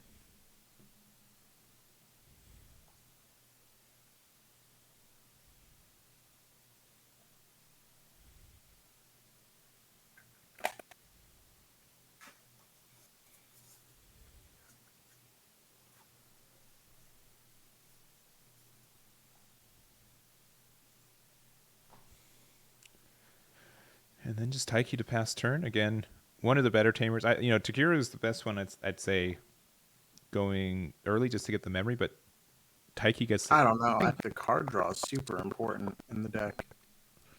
Yeah, because the cycle really does start helping you find your pieces, and the fact that you get to put it underneath your tamer is huge for your reductions. Mm-hmm.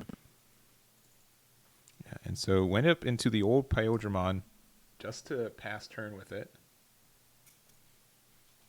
And you don't have jamming with this one.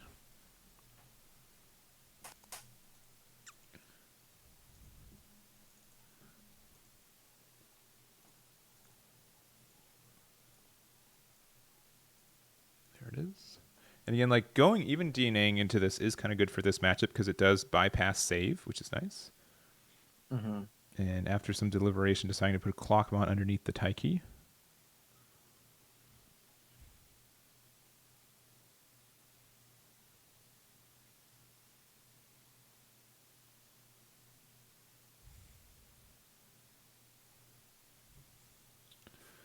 All right, actually getting the D-Digivolve this time. Oh, that's really, really nice. So being able to clear the board with the D-Digivolving and then the Omni with the Omni Shoutmon. Yeah, that's very strong. Getting control of the board back in a great way. And then I have security +1 with jamming. Yeah, and even as Thomas, I would have said them being able to remove this would have been pretty tough. Oh, just hard playing the Dynamo B. That is not good. That is not very good. Now, you'll have a hard time removing this as hunters, especially with no other cards on the board to tuck if you play superior mode. This Omni Shout does have security attack +1 right now and jamming, which is a little bit scary.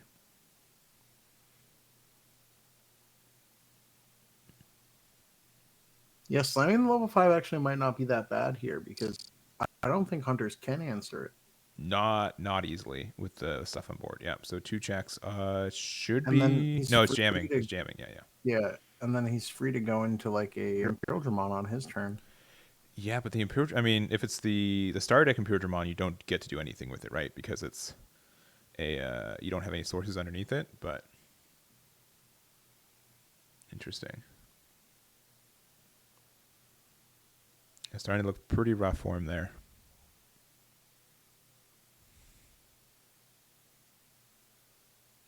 All right, playing the Drachmon with the Domimon underneath. And are you going to be cycling some Tamers? 2 Tamers, okay. Interesting.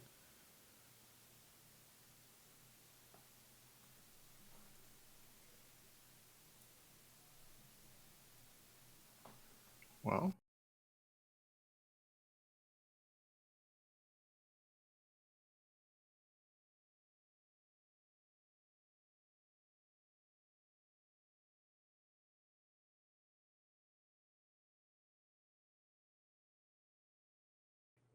oh, what if he has another Omni Shout here? Yeah, if he's got another Omni Shout, then you are super in business.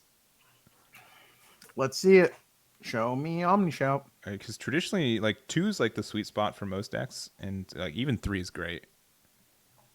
But no, but he is putting him to 1. Or no, I'm sorry, he gets to play that for free. Yeah. Show me Omni Shout.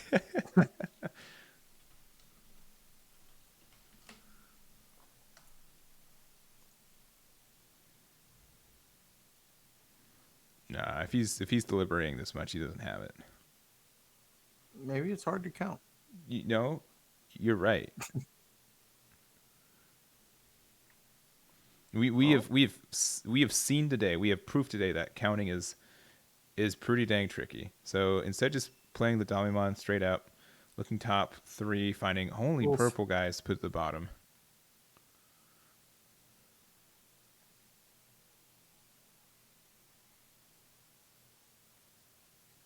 Look at all them purples. Gone. Whenever I play this deck, I just never see my purples, and it's so unfortunate, especially when I'm playing like the BT10U. It's so rough.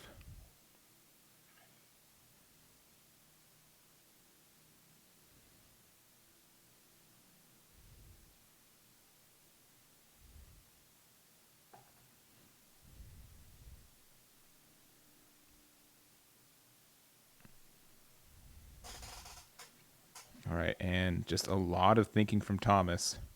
You can definitely get some board clear, especially because you're an 8K to the 7K on the Omni Shout, but do you even want to push up? Like, what's your full plan, right? If he pushes up, I don't know what he's running. I haven't looked at the deck list, but he could swing over the Omni Shout, evolve into the old fighter mode to bounce the other thing, Mm-hmm. and then evolve into Paladin mode to bounce the last. Yeah, and you do have three cards in security, so you do have a little bit of time. It's not immediate that you lose next turn. There are ways for hunters to squeak it in, but with only 2 tamers out, not too bonkers. All right, deciding just to attack in, hitting the new option. Let me see. We do have overflowing power.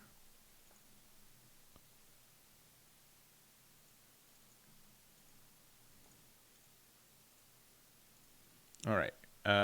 So you just add it to your hand, and when you have you get to play it for free, essentially. Digivolve one of your Digimon to Digimon with save, and its text underneath one of your tamers for its evolution cost.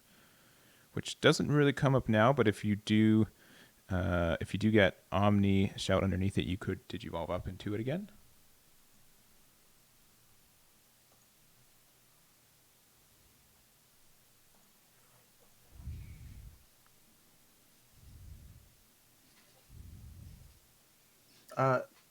That does have blocker. Eggman, how do you respond to the allegations that you are 6'7"? I'm only that tall when, Yomi thinks I'm 6'7" as well, but Yomi's short, so it's understood. I think that might be Taylor's thing too. I think Taylor wants the world to think he's 6 foot. Mm-hmm. So when he shows the picture of you two next to each other, where it looks like Taylor Swift and Bruno Mars. Yeah. So if I'm 7 inches taller than him, I must be 6'7", right? That's obviously. That's how that works. Yeah. Which I'll take because that makes me 6'2", 6'1". Yeah, 6'1" looks good on you. Sure. Yo, if I'm standing on my wallet, I lose height. It's I get shorter, baby. Yeah, I play the Digimon trading card game, so and several others. Yeah, Bandai just owns you. Yeah, they sure. They got a hold on your wallet. Yeah, just all these mortgage payments. Just it's like when you flex and the muscle goes down. Superior mode.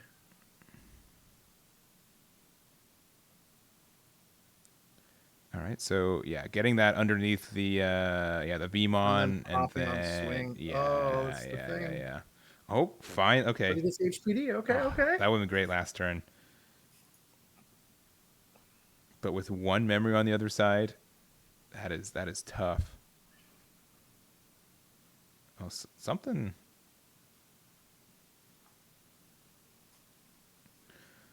Okay. I'm unsure what's going on in that. Oh, he didn't. Okay. I think he drew when he wasn't supposed to, maybe. I'm not sure. I see. Either or. I think this is strictly in Ty's advantage now.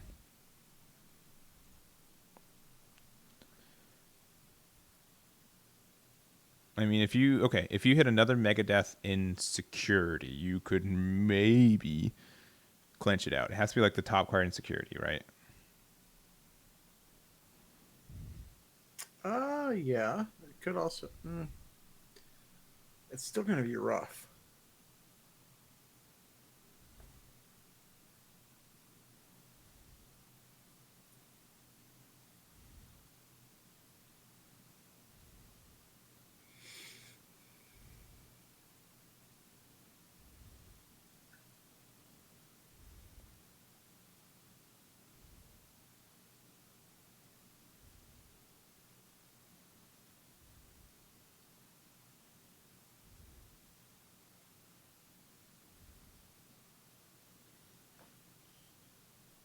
All right. Well, 3 memory on the other side.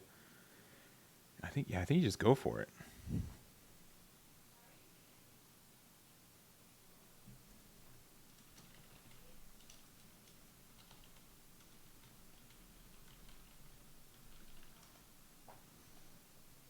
right, and hitting into a Imperialdramon. Hitting into Stingmon, you just end your turn, and that will be it. Yep, just hard pass, and there it is. Ty gets it. 2-1. All right, we are back with round number 5. We have our 2 players here. We have Coleman versus Aiden. Aiden on the top, Coleman on the bottom screen. I'll get their archetypes down once they start playing. Spoilers, one of them's probably playing Yellow Hybrid. Won't say who. No won't way. say who. But one of them is playing Yellow Hybrid. And I'm not sure if I said if Coleman's on the top screen or the bottom. Coleman's on the bottom screen. And Aiden is on the top screen. This is canonical starting now. And we are already started the timer as well. So Yellow Hybrid, pretty exciting, to be honest. Yeah, I mean, it didn't get any support. We did get new hybrid archetypes in the form of blue and red, right? But yellow generically didn't get. Did it get any support? I could be wrong. I don't think it did. No, I don't believe so. I know like black hybrid got some support too. But that's like never been a deck. Unfortunately, yeah. All right, and deciding on how they want to cut the list as well. And let me make sure before yeah.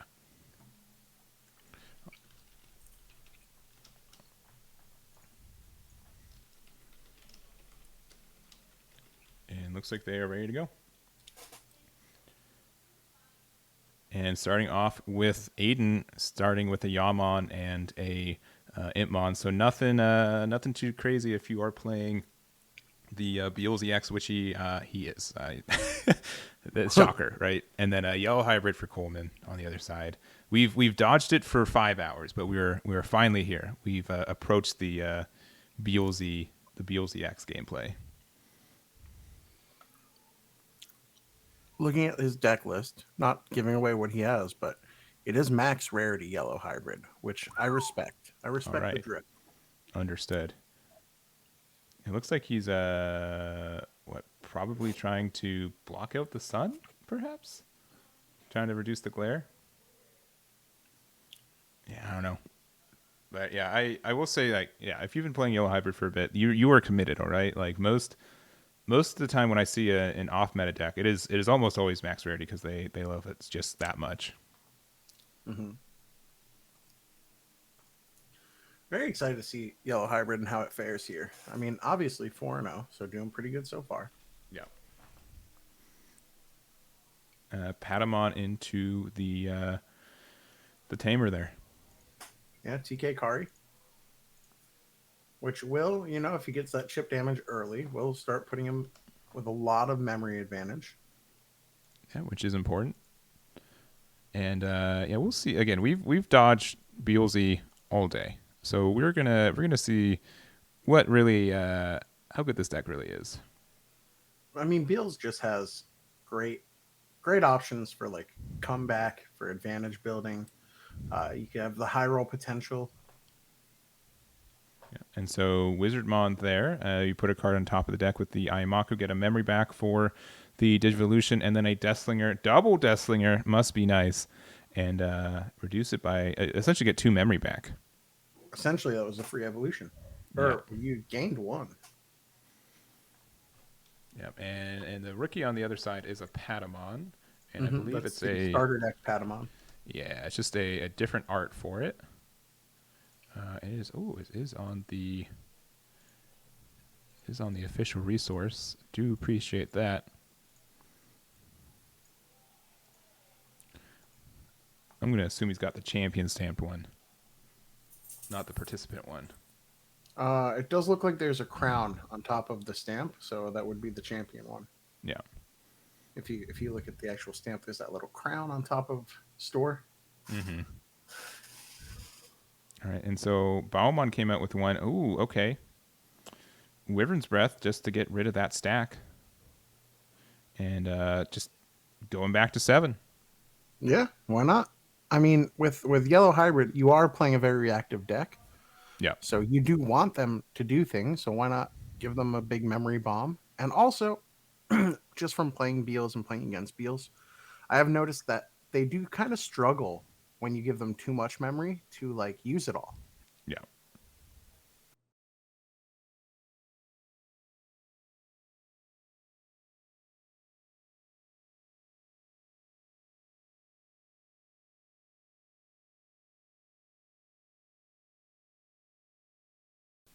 All right, so still thinking on that play there. You do have, again, so much memory available to you. Okay. And he's just gonna drop the. I mean, I don't hate it. No. Some of these lines for the deck, just you don't run a lot of 4s and 5s compared to a lot of the traditional lines, but I actually like Rapid this Mon. too. The Rapidmon comes down. Is gonna suspend the Beelze. Are we gonna swing over the Beelze? Yeah. Why not? I think you're large enough. Yeah, go for it. Because you get the minus from the Tamer and the minus from the Tamer's triggered effect. Yeah. Why not? And right into Shine. Oh wow. I'm gonna build yellow hybrid. This deck's so cool. I've always liked yellow hybrid. I know it's like one of the not super fun archetypes in it, and I get why like it got hit, but man, it's such a cool deck. You got to do so many cool things in my mind. Yeah, and this is at table 2, so both players undefeated. Mm-hmm.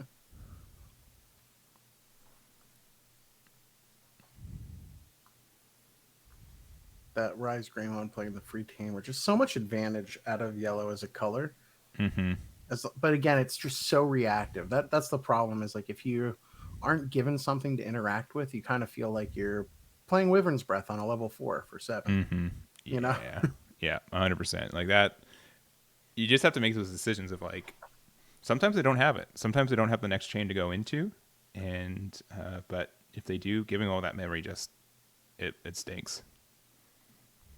Mm-hmm. All right, so 2 memory right now. Again, by going into the Rise Greymon, you don't have armor anymore. So Rapid is Rapid would have been able to been hard to get rid of, but Rise Greymon does have more DP. I think that's a trade-off that you're willing to make to get the free Tamer, though. Yeah.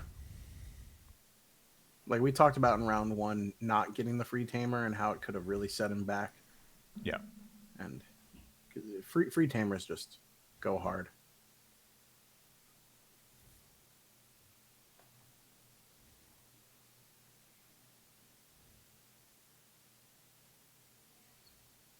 So here the Beelze player kind of thinking here. I think he's trying to determine how lucky he's going to get. If he's just going to swing to mill some stuff, or if he's going to evolve into Balmon and hope he keeps turn. Yeah, and you've seen what 2 Deathslingers already, and already a Wizardmon. So yeah. Oh, he just goes 7th full cluster. Mm-hmm. Which I get it.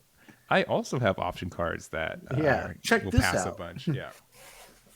But I also think he didn't want to give him all the memory by swinging. Mm-hmm. By putting him under less memory, the Duo Tamer would give him 4 memory at the beginning of the turn from that. And we are going to see just right into another Rapid. Yellow player needs to be a little bit careful flashing his hand. No, he's just that confident. Yeah, you're right. It's power games. Who was it? There was a player once who the judge was like, "Oh, be careful, you're showing your hand," and he's like, "I don't care." Yeah, like just right on stream. He's just like, it won't change the outcome. Let him see it.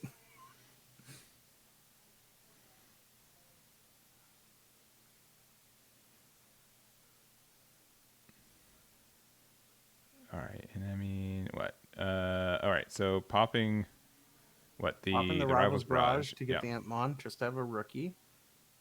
Also, probably pretty close to the warp at this point. Does look pretty thick, but he is double sleeved, so it could be misleading. Yep, and so in deciding to forsake that, going into the Wizardmon, just passing 1. Yep. Would you see the TK come down? It's going to show the whole security now too. Let's see. Maybe. All right, there's the Rise Gray X. Do you think we do not we have the deck list, but we haven't explored him too much? Do you think he runs the Shine top end for this build, or that would be interesting? I know back in BT6 you would run like 1 or 2 Shine Greymons, just because it's such free value. Yeah. I wonder what's going on here. I think he's asking if he wants to cut the security at all. Oh, that makes sense. I thought the judge was like saying something. I was like, no, he looks like he did everything right. All right, so 3 back. Super back and forth matchup. No one's taken hit in security, which is wild for Beelze. I think Beelze is avoiding it because he doesn't want to give him too much of an advantage, but that's also kind of a trap that Yellow Hybrid plays on you. Like when they have this early dual tamer, it like prevents you from poking them, but like the longer you wait, the more they could build up their resources anyway. Yeah.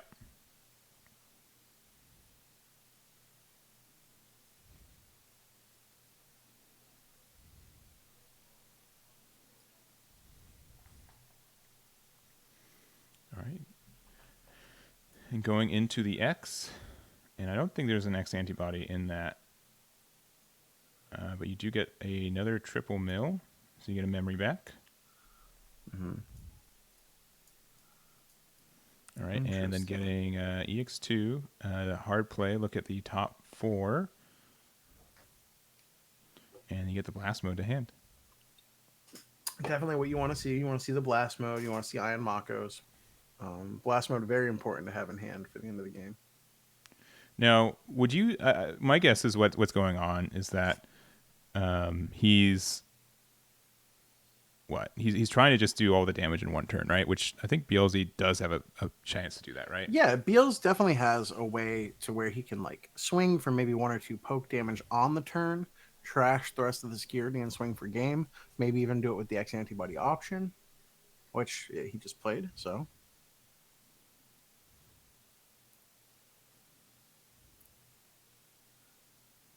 I don't think there's anything quite as dangerous as Beelzemon X the turn that it decks itself out. No, like, that is super when strong. You're just like, yeah, I got like 38 of my trash. Let's get going. Yeah, but you're just so tempted to just like, do a little tap into security, just get set up for an easier win, maybe like the next turn. But not only would any security attack start gaining him 4 memory every turn, which would now with the TK put him at 7, but it could also be another tamer. Yeah, it 100% can, and that is that's I don't know. I'm probably a bad player, but man, that's Yellow Hybrid's just so tempting, like because of that. Might be the move. Yellow Hybrid might be a move to consider. It's never the worst deck in the format. I'll say that. I just the only thing it's missing is that like obviously they've not invested back into Yellow. Like, can you imagine Yellow Hybrid if there were more than 2 level 4s that can digivolve on top of Tamers? Oh, for sure. Deck would be immediately cracked. Or if Sunrise Buster was still at 4, if Reinforced Memory Boost was still at 4, if Jet Sylphimon was still at 4. Yeah, no, a lot of cards have been banned around the deck, if not straight into it.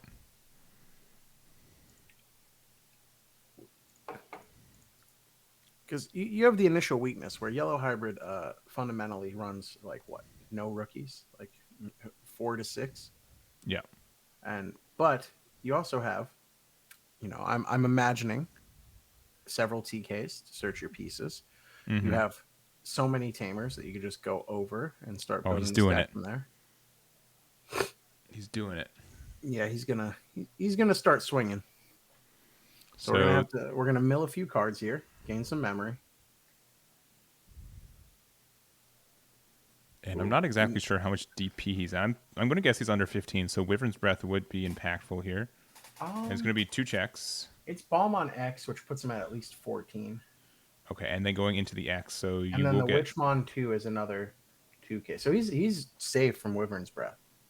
All right, so yeah, there's 2 sources off the X. Trashes too. Trashes. And he gets to pop twice, which is super strong. Because he's going to actually kill it. With the full cluster. Which, if he had the Salmon underneath, would have recovered him 1. Ooh, wonky though. At exactly the right timing. Yeah, it's going to put him at the top of security. Yeah, that's pretty bad. And then you will get the deletion on the Impmon, I believe, too. You don't get the Impmon. Yeah, Lonky Adisdocto. Digipanda's favorite card, if he's still in chat. He's probably going hype right now. Digipanda, how do you feel about Lonky? Oh wait, sorry. It's one short. If it was on the fourth one. It's still at the right point for him to have done what he needed to do. Yeah.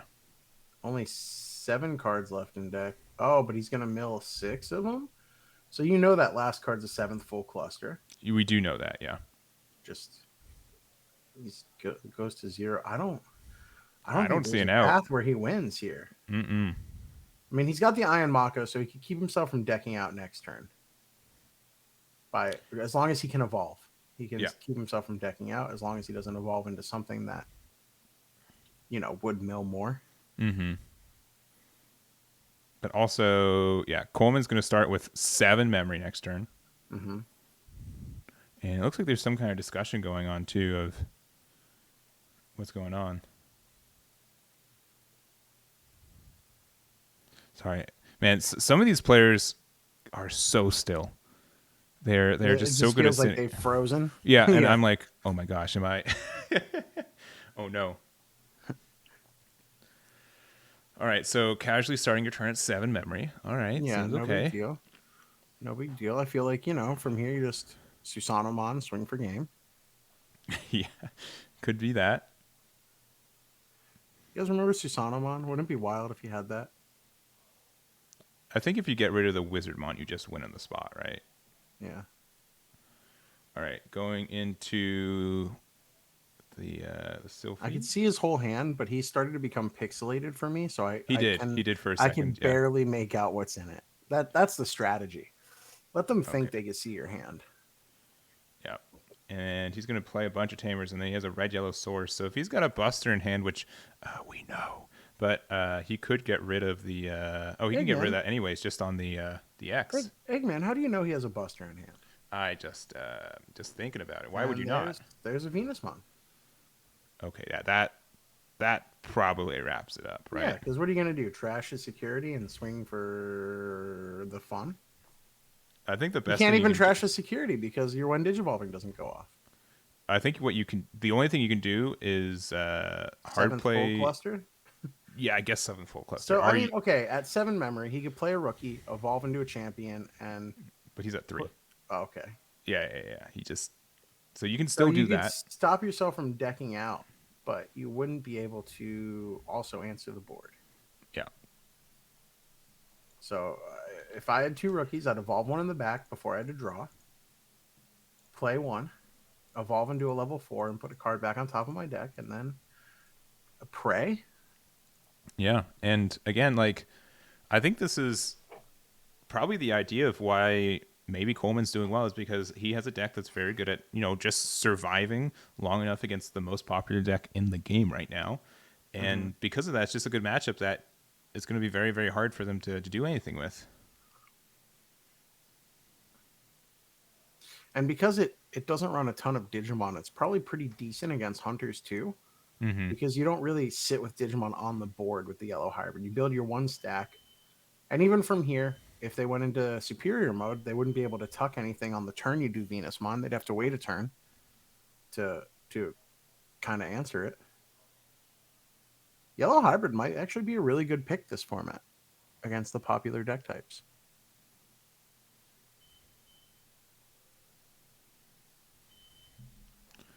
All right. Yeah. So it gets okay. Okay.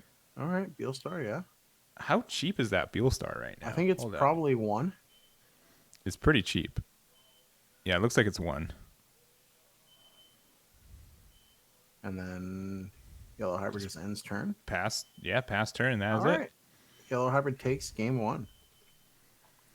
Yeah. And again, if you could, I think what? So just sorry to respond to chat real quick. Arresta cannot put it under a Tamer if it's the turn after it evolved because it will have security minus and it's when Digivolving will not trigger. Yeah. Anyway, What were you saying? Yeah. And the only thing is, the only way you could have saved is if you played a rookie outright and the Digivolve to level 4 on top of it, and then Ayamako. So you draw for Digivolve, which is nothing, and then you put it on top of deck. Like, that's the only way to get it. Yeah. And I wasn't paying super close attention to it, but some of the mills were probably May mills, which means you didn't have to go as hard as he went, you know? Yeah, the EX2 Impmon in specific is up to 3. So you can, mill 1 if you choose to. But yeah, definitely I think Aiden's gonna approach this matchup a little bit different going into this game too. We do have 30 minutes left in this matchup as well, so enough time to adjust, and especially for Beelze, who can be very aggressive. We just have to see if he can go off with it. Yes, Venus Responsibility is a global effect, so it affects all Digimon that come into play, whether or not they were there when it was digivolved. I honestly, based on how it's worded, I'm trying to think of a way that you can get a Digimon to get around it, right? I don't think you can. I really can't think of a way. Chat, you might have an answer for it. Yeah. If there's a way to get around Venusmon's effect. There's not, because even if you gain security attack back, it's still 2 different modifiers that are security modifiers. So yeah. It doesn't turn into security 0 and cancel each other out. Well, they cancel each other out in the long terms run. That yeah. like they'll still check a security if they attack, but they won't cancel each other out in the fact that they still have a security modifier. Yeah, exactly. Like, so if you have security attack +1 and security attack -1, you still individually have both of those. It's not something where It's not like in some games, like for example, Magic the Gathering. If you get a +1/+1 counter and a -1/-1 counter, the game mechanics will simply say you have no counters on you. Yeah. But that's not how it works here. All right, and we are set up for our next round. Looks like Aiden deciding to go second. And TK turn 1. It's 2023. It's still a really good opening turn. Yeah, because you get information of what's in your security. I also think it's really interesting to choose to go second. Like, yeah, you don't want to have a bricked hand, but the aggression with Beelzemon is so important sometimes. Yeah, and getting a rookie is pretty nice for this deck too.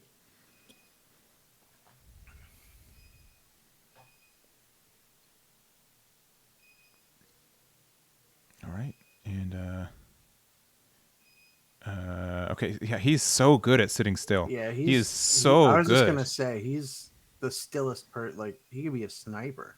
Yeah, he could be on the street corner tonight and be one of those statues, just like, bam. Is he a statue? Or is he just playing Digimon? Like,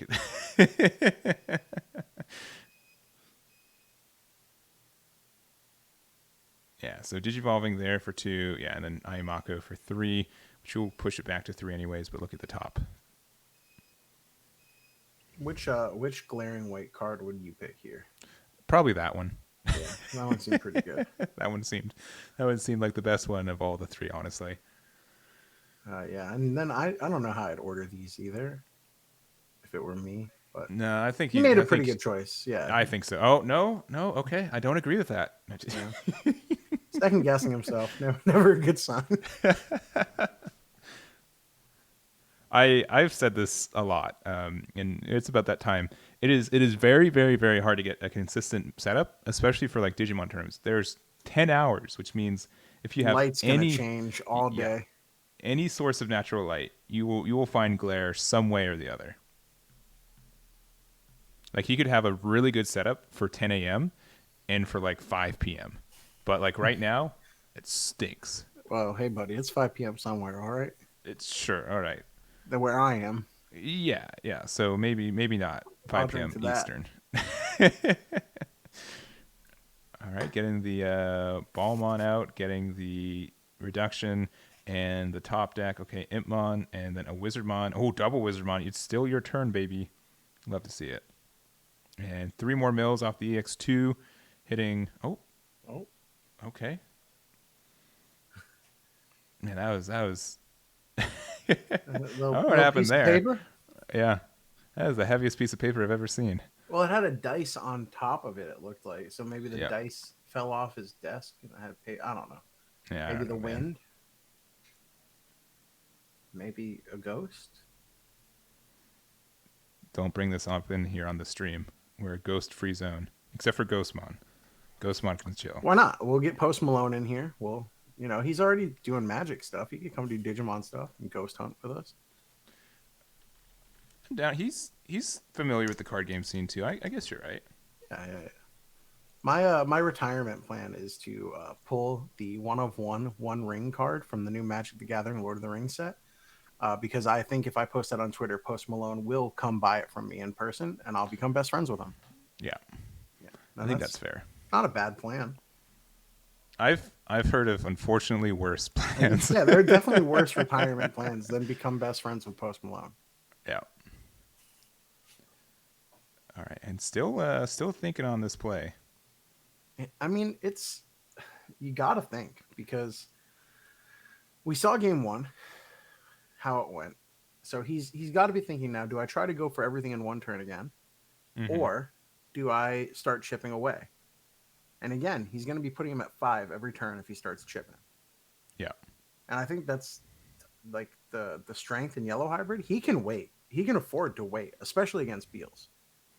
Yeah, and generically, like the this matchup, you really don't care about the chips as much. And again, Beelze can OTK at times. It does take a lot more setup than I would say the traditional OTKs that we've been seeing for the last couple months. And he's choosing to go for the full 3 extra again. But he does get a plain Impmon off it. And I think you did hit an EX2. Yeah, you did hit an EX2 Impmon, so you can mill 3 more if you want. He did, and on the 3rd mill was the Beelze. Oh, unless... Okay. So that... Yeah, now this is the on-play effect of that Impmon. He just started milling them by mistake. Yeah, because if that's the one that you... That's not the one he milled from this effect, right? Or did he not mill one from this effect? He did mill one from this effect, but you could still grab it with... Yeah, but if you grab it, then it doesn't need to be in the trash to resolve it? You could resolve it, but he resolved it before the Beelze. Okay. Yeah. Gotcha. So he just did his triggers in a way where the EX2 imp interrupted the next mill. Is what it looked like to me. Again, I don't have full context. I think you had another copy of it in the trash anyway, so if that's the case, no issue. If that was the only copy of it, then there could have been a mistake.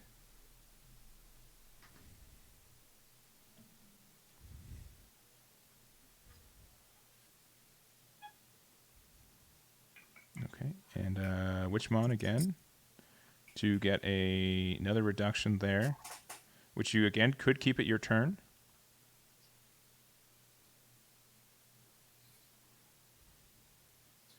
Yeah. Did he get the memory back from that Digivolve? Not yet. I mean, the Yellow Hybrid player is showing it on his memory counter, but not the Beelze player. Yeah. I believe, he should be at 1 because he didn't do the reduction from...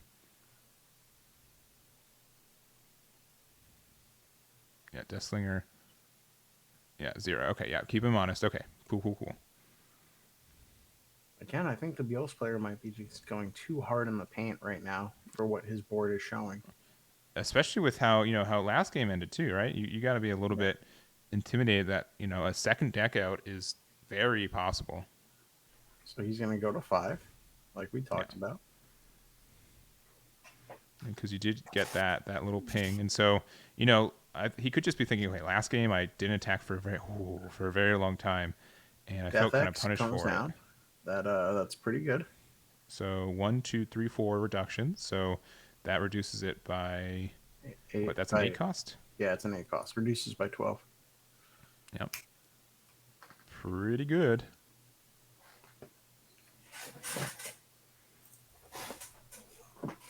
Yeah, and that the rookie is an alt art for the Salamon that on deletion you get the if you have 3 or less security you get to recover 1. Mm-hmm. I'll bring that up.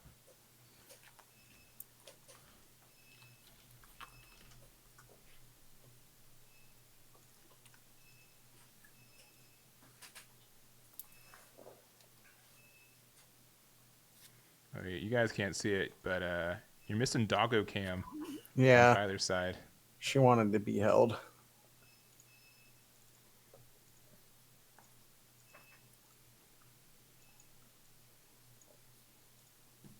There we go. All right, Hitmon and Raise. Again, being able to establish a Death Xmon with only passing 3 is, I think, again, going to be pretty really strong. Yeah. And it's going to keep him from being able to kind of start to establish any sort of board because it'll just kill it at the end of the turn.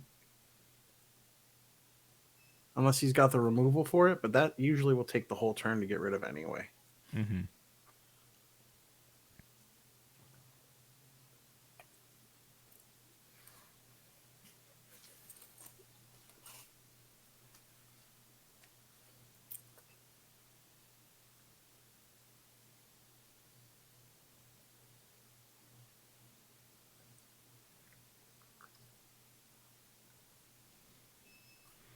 Okay.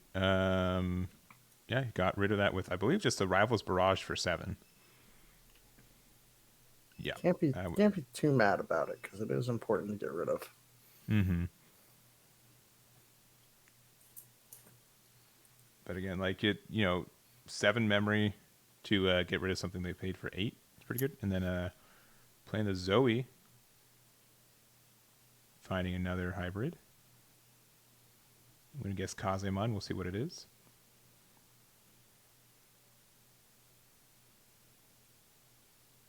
Okay. Split in the middle there. All right. Another Tamer. Woof. Putting him over to just 1, which means he'll be going to 7 now. Yeah. Every turn. Very strong. That is pretty absurd. And I think I'm going to say about 10 cards left in Aiden's deck. And that's the thing against Beelze. This deck can just afford for the win condition to be deck out. Mm-hmm. It can. And when you hit cards in their security, you're also giving them more cards in their trash. Also, if you hit, if they have any Rivals Barrages out, they have more potential to get cards from trash that were maybe stuck in security back to their hand to be able to use them. So you just strictly don't care. You know that deck out is the way to go.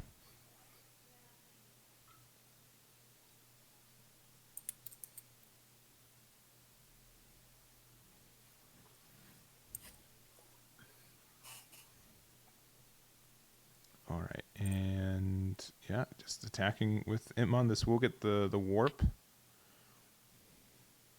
So it costs 4. You get double reductions. Only 3 on the warp. Oh yeah. So only for 1 net, and then he'll gain whatever from the when digivolving, and from If there's any additional mills, yeah. Yeah, he'll keep his turn. Probably pretty close to decking out. Yeah, did he do it out of hand though? I'm unsure. I was not looking at the screen.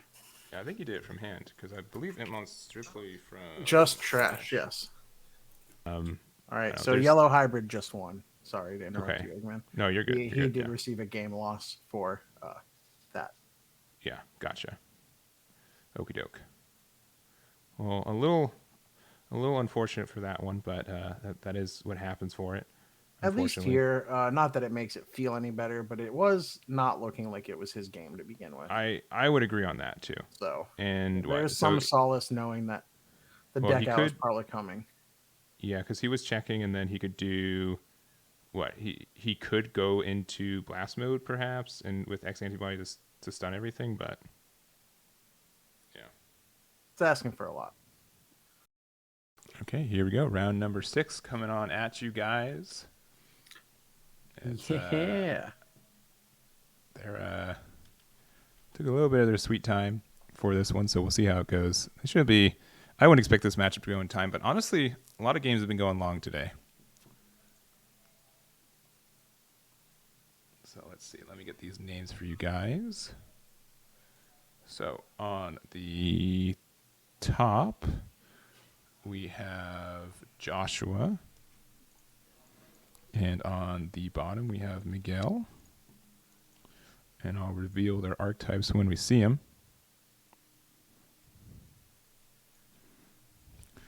again, like the most ambiguous you're ever going to be with this game is if what kind of, at least in this meta, what kind of Greymon you are, right? That's like the only thing that I could see it being ambiguous. What kind of Greymon are you? There's a Greymon for everyone, isn't there? Just I'd say I really do like Rise Greymon. I like the idea of the red yellow tamer stuff, and maybe it's just because it never got a real time to shine here in North America. That's true. You have to like Greymon. It's law. They've made it difficult to not. All right. Yeah. And there are the names. What if you don't like Greymon? Well, there's a plethora of other decks and or card games to play, I suppose. All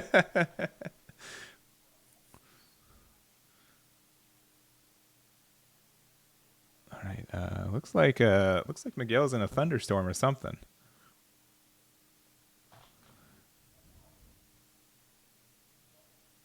He's got something going on for sure. Something's going on.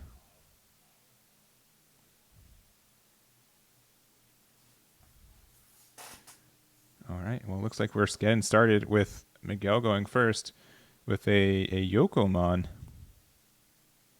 Again, this is table 1. Both players are currently 5-0 in this tournament going into this round. And instead just deciding to hard play the Flamedramon. Flamemon. So getting the discard of that and drawn 2, which should mean that you are playing Red Hybrid. It adds up. And then up top, we have Joshua evolving that Psychmon in the back. Yep, so you better believe he's playing Hunter.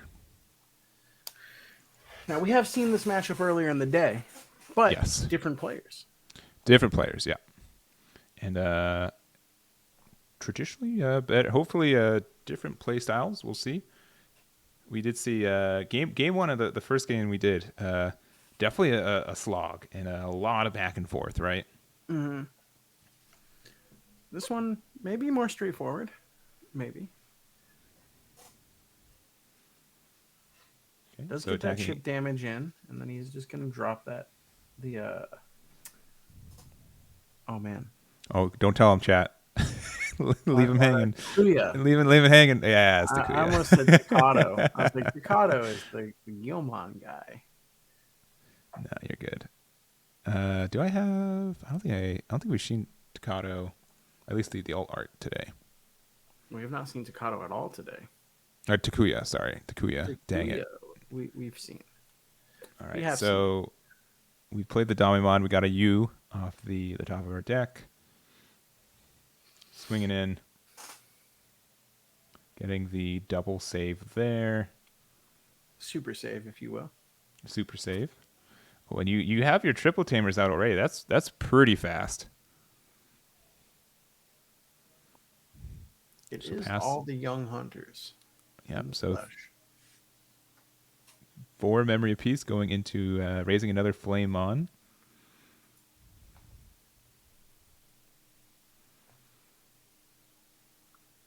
Okay, there's a Restramon. Getting the Yokomon draw.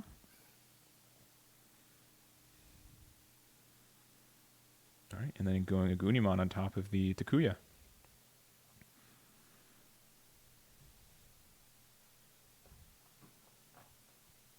And okay, going Atomic, going very aggressive here. I don't hate it. It will put his opponent at a very low amount of security for this early. And yeah, with the Aguni on deletion effect as well, you will be able to play a Flamedramon as well. Oh, he does survive too, and his opponent is going into a slower turn with no egg in the back. And you did play another Tamer, so there is something to tuck if you end up going into Superior mode. But yeah, definitely a lot of pressure already, and it's 1 security to 4. Yeah. So red hybrid in a pretty good spot. Again, like you said, if you can get the rush and the superior, or even just 2 superior, you're in an okay spot. But it's still just a little behind for as early as the game is. Agreed. Oh, okay. Putting yeah, it looks like a superior underneath the Taiki. Perhaps he has several. I would have to think. I mean, you could just do a Restramon and swing into the Agunimon. It does get the deletion effect though to play a Flame Dramon, so you generally wouldn't want that. Okay, and then under the U. All right, Psychmon in raising.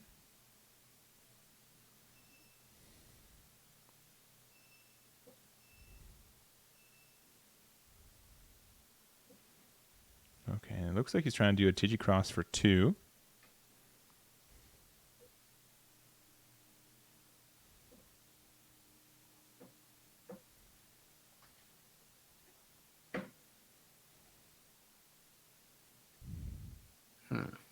Yeah, just really taking his time here.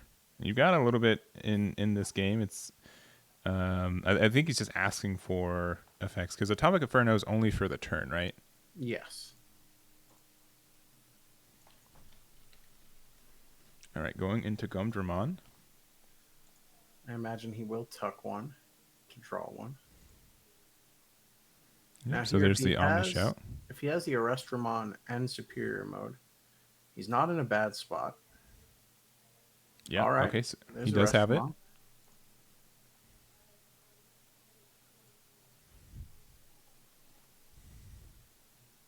And do we see Superior mode to put him at 1? Yeah, because you can go into Superior mode. You can attack over the Agunimon. You can even just attack over it right now. I'm not sure if you're big enough, actually. Oh, you wouldn't want to put him at 1 because then you'd just be carelessly wasting a source. Yeah. All right. So, yeah, you're going to Digivolve there. You're probably going to tuck that underneath the Tamer. Mm-hmm. So you don't get the on-deletion effect because it did not get deleted. And then you get to push for 1 damage. Yep. And you have blocker active. You draw 2 cards. Draw 2 cards. No, it's 3. Yeah. Yeah, because that's not a Modimon. Yeah. And, yeah, you are big enough to get around that. All right. Not bad. Not bad. And sometimes I think like a Restramon plays and does what like Gamamon wants to do, right? Yeah, but the thing here is I'm sorry, go ahead. Oh, I was just gonna say, like, because Gamamon like has like the different colors, and you want to try to have like a lot of interesting inheritables, but it's generally a little bit slow. Like this is, being able to build the stack like you were able to there is very, very strong. Yeah, but if Red Hybrid has the hybrid into the Aldemon, into Emperor, it just answers the stack. You lose all those sources, and Red Hybrid stays in a really good position. Mm-hmm.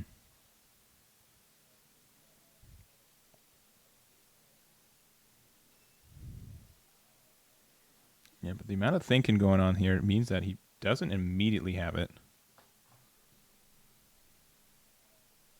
And I think like Red Hybrid can be very explosive, and it has a lot of ways to potentially recycle resources. But if you're not able to get there, you're in a bad spot. All right, so playing a Goonie. Atomic Inferno again. So it's going to be big enough to challenge this now, right? If I'm not mistaken. I believe you're right. So and if he blocks, he's going to gain 3 memory. Yeah, so you really don't want to do that either. But you're going to get 2 memory if they check security too. Yep. This is a good, strong play from Red Hybrid.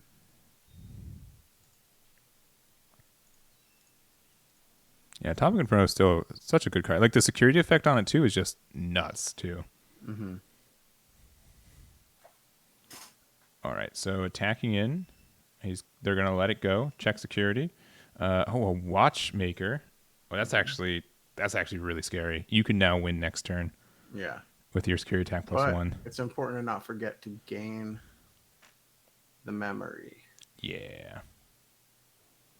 I believe it's a mandatory.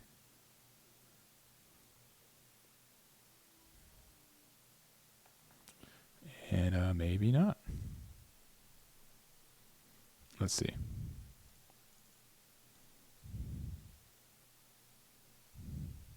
I guess in this instance it didn't matter because he'd be going to 3 anyway. Yeah. But Yeah, but he should have. Yeah, they should have been able to gain 2 memory.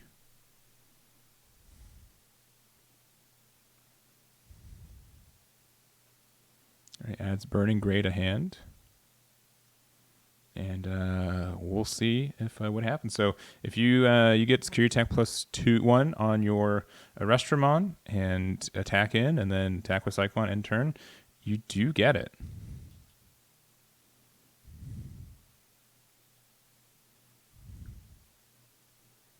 All right, tucking a Quartz to draw 1.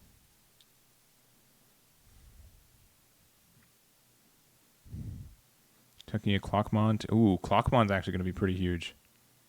yeah. If you can Digivolve up and give jamming security attack plus 1, you're in such a good spot.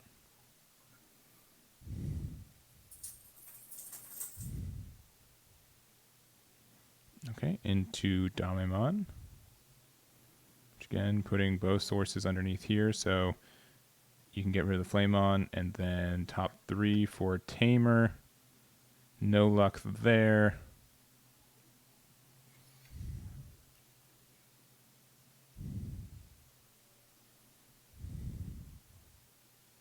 Yep, so give it to the Damemon, and we're attacking in. 4K with jamming and 2 checks at security. Yeah, and getting the deletion on the Flamon as well with the King version inheritable. Mm-hmm. Okay, jamming, so you're fine. And next is another Tamer. Kind of scary. Attacking with the Restramon. As long as this survives, he's good to go, yeah. And even if it doesn't, if you have just another superior mode in hand, you do get it too. Yep, and it does get the it does survive. Just hard pass turn and go for it again. That is it. Josh takes games 1. All right, so Hunter's getting the early advantage here. Yeah, and they went down to 1 pretty quickly, and I think most of the decision for it is that he found all 4 of his Tamers so quickly. Yeah, that really helped it out. While it may have put him behind in the beginning there, it definitely let him restabilize. Yeah, 100%. Yeah. I think he's just explaining how he won. He said, I just passed the 3 and then end a turn effect. Yeah. All right, so there it is. Again, we are at round 6. We are going into this round with 13 undefeated. Most of them, this is probably one of the few matches without Beelze X in it, which is pretty absurd that it's at table 1 right now. And I think Hunters understood. This isn't too surprising at table 1, but I think like Red Hybrid's probably top 5 in as an archetype, but I'm not sure if it's in top 3 right now. I think Red Hybrid is really strong, for sure. Yeah, it's just it has such explosive potential. Yeah,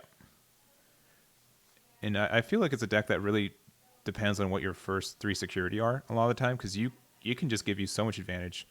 And all right, you might have to reshuffle because you showed. Yeah, all right. Again, if this match goes into time, I'd be very surprised. They are going for it.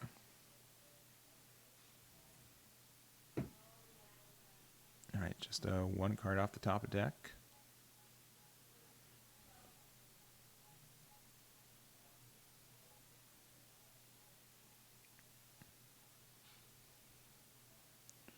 Okie doke. And going into our opening hands, looks like Miguel's looking at his top 5, seeing if he's confident enough with it. Deciding, yes, this is a hand that I will start with. And now for Joshua. Feeling confident as well. How do you feel playing the Beelzemon sleeves without playing Beelzemon? I think it's good. I think it's a good mind game. Mm-hmm. And it's if you have bad webcams, like, oh, they had a purple Digi-Egg, like.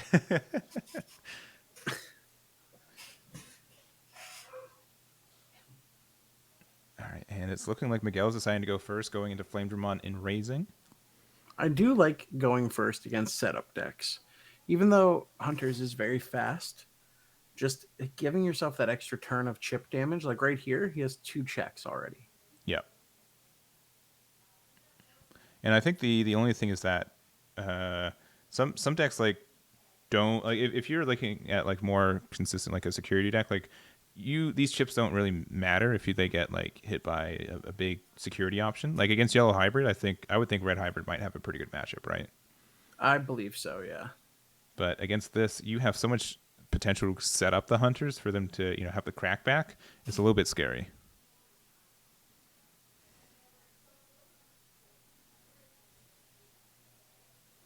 All right, so going into the king version, playing a Tagiru, and then hard playing the U to pass the turn.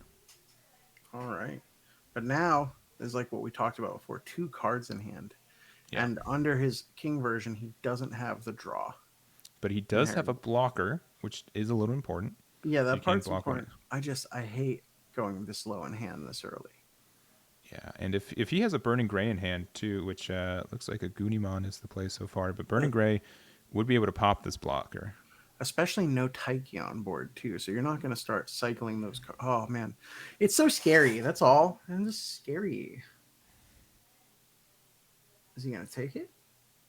I imagine you would. Yeah. All right. Yep. Gumdramon just going to trash. Is this the? Sorry, never mind. I answered my own question. I'm glad to help. With just my stern look of judgment, like in expectations. Okay, playing the tamer, passing there.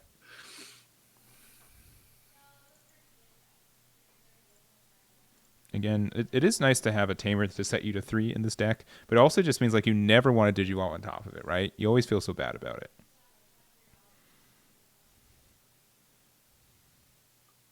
Yeah, I can see that. Okay, I think just asking about what's all on that Agunimon. So it has an on deletion to play a Flamemon. It draws a card, and the other Flamemon inheritable is what? Is it the piercing one? It's the on deletion to play Takuya from hand, I believe. Oh, that one. Sorry. Yeah, I believe that's the inheritable there.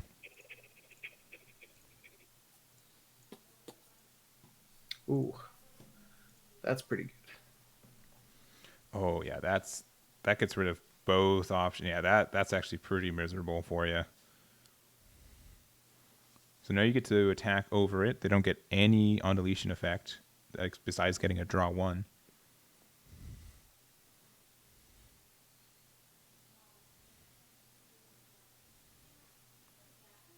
And you can again. It looks like he decided not to use the U effect either. Well, he doesn't have enough cards in his hand to really take advantage of it. You'd be going down to 1 card in hand, 2, before, 1 card before the swing. Yeah, and we hit another Takuya in the security, and looking top 3, you get 1 ad because you found another Watchmaker. Yeah. Yeah, the Digivolve was from Tuarmon. Yeah.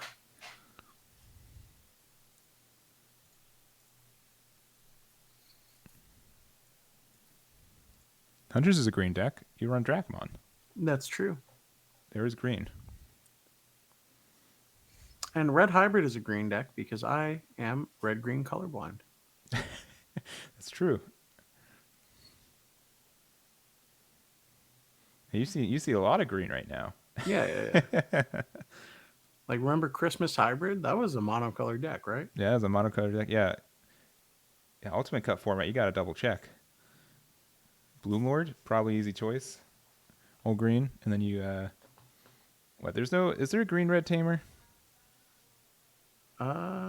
Yes. It'd have to be like a Taiga, right? Is there a green red Taiga? Am I crazy? There's not. That's crazy. Why isn't there an Izzy Tai yet? I feel like that's an easy one. They're best friends. Yeah.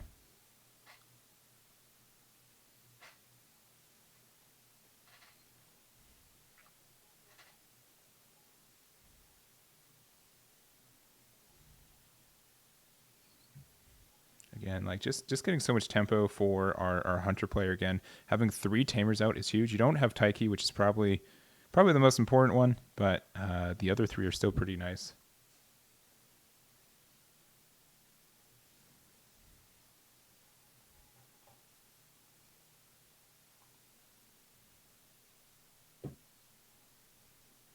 If there was a green red tamer, Grandis 100% would have ran it for. Oh, that's true. Plan. You're right. Yeah. You're right. You guys are right. You guys are right.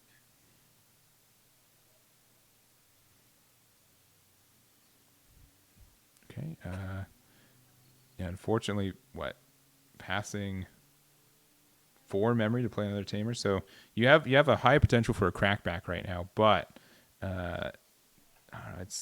you could get pressured a lot here. If you get to play 1 more tamer, that watchmaker really starts to do some pressure as well, and it could just be game over. Yeah, and this is what we were talking about earlier with the versatility of hunters. Like, you just have so much little advantage engines. Mm-hmm.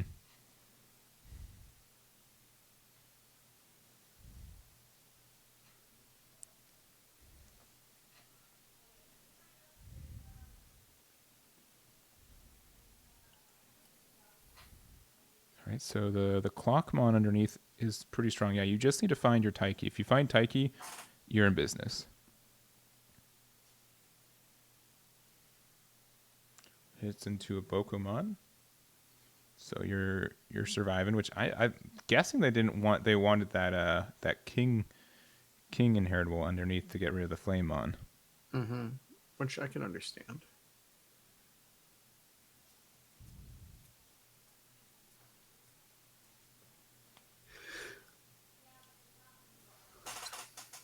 All right, going into superior mode for a reduced 3. Tucking the Flamemon under a tamer.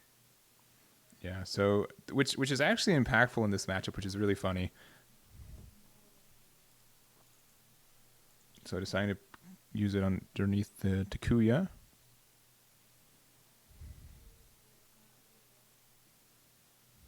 We're going to draw 1. It's got jamming. Good thing for the jamming. But also, finally, a red hybrid player is running the Blitz Omni. I told you guys, this is the undefeated red hybrid player. I know a thing or two about a thing or two. Yeah. We'll check in at the end of the round and see if they're still the undefeated red hybrid player. But they've made it the furthest compared to everyone else in the field for sure.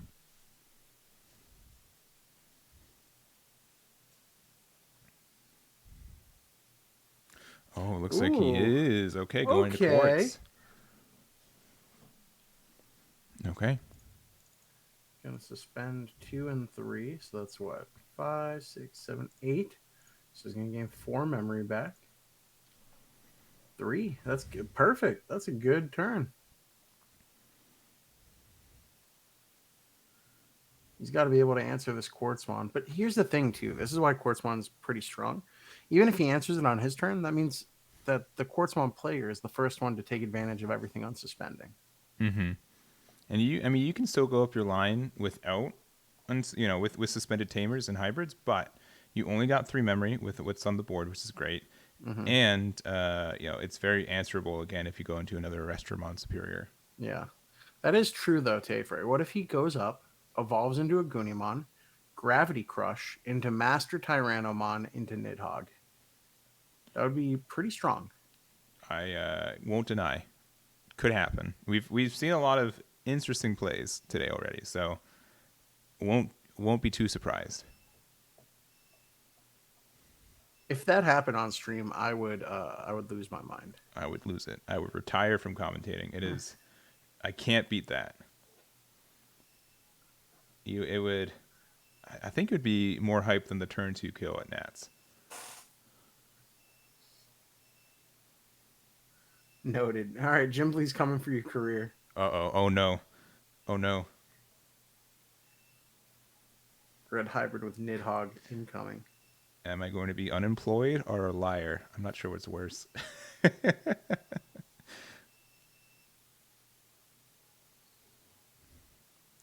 I don't know what it is, and it might just be like the color scheme of stuff. But I always I feel like if there was like another color, like there'd be like brown as a color would just be like meshed with the hunter colors that are for the deck. But I have to remember it's black, purple, and I guess red for that, which is generically those three don't have a lot of crossover in this game right now.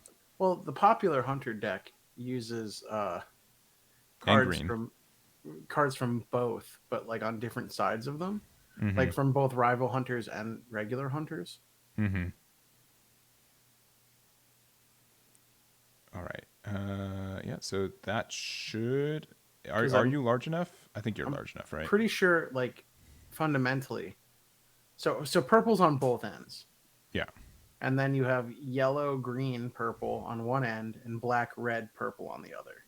Yeah. If I'm not mistaken. I think you're right. That's two things I know, chat. Put it on the board. Okay, so went into the Emperor Greymon, which I believe with all the boosts did get big enough to get rid of the Quartzmon. So yep. You do get over that, but this could just be it. You got two cards left in your life. Oh, is that another Omni? That is a different Omni X, but yeah, that's the or no, is that a Blitz Omni? I think it's Blitz Omni. I think it's a different art for Blitz Omni. Well, yeah. So okay, I was right about having multiple Blitz Omnis too. Let's go. Okay. Do we have the superior mode for game? No, but we have a Restramon for game. You think that's it? I think so. There it is. Sure. All right, GG's. That is it. All right, and Joshua. That is the whole match.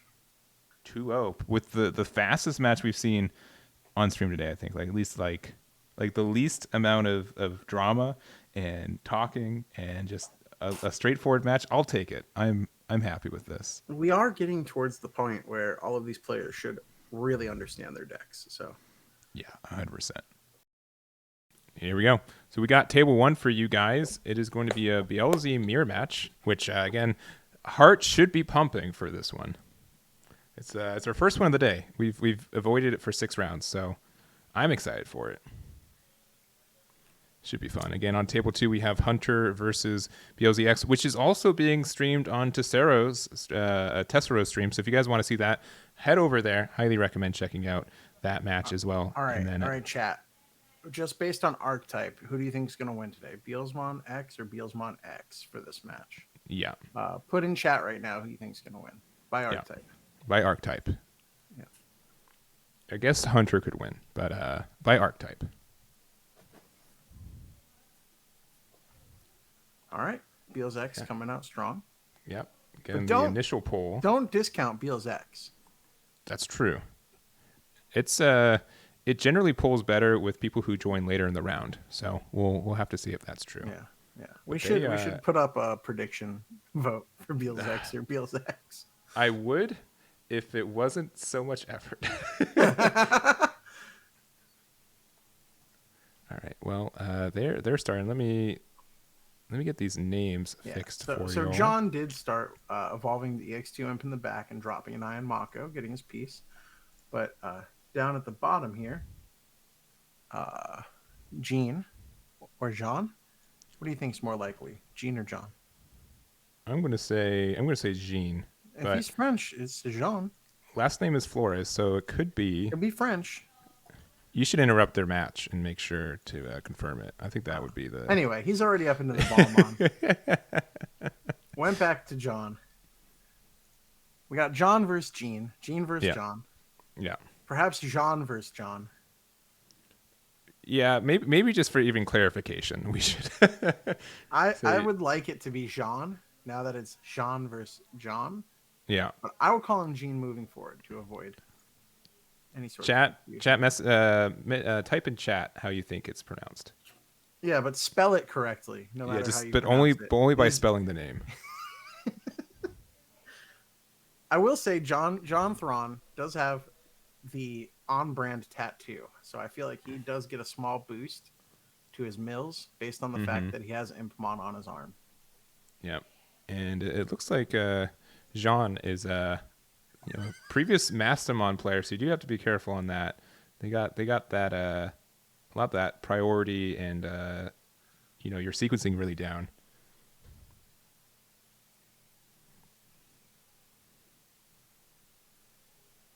And I'm just making sure I get this timer correcto.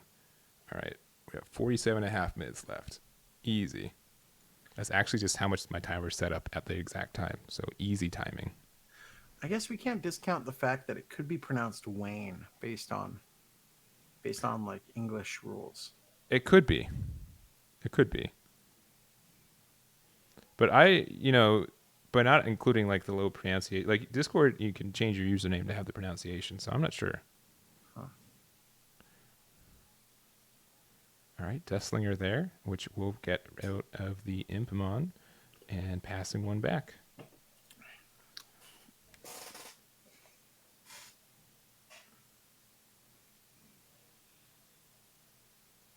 On the upside, both of these players do seem to know what all their cards do.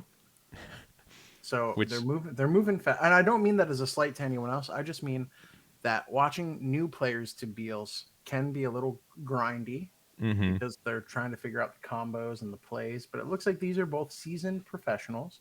Yeah.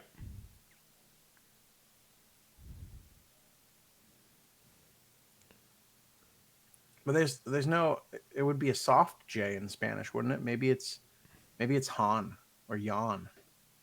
I'm not gonna rule it out, but that's unlikely to me. I'm not feeling John or John. This is truly a mirror match, you know. It's pretty close on a lot of ways. This would be like if Dan Vang was playing Dan Vong.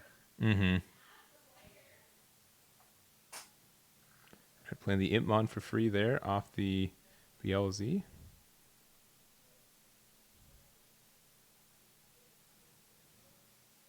Does hit the Imp X. All right, I think the consensus in chat is Gene. I'm going to continue this with Gene until corrected otherwise, and also just for clarity on this match.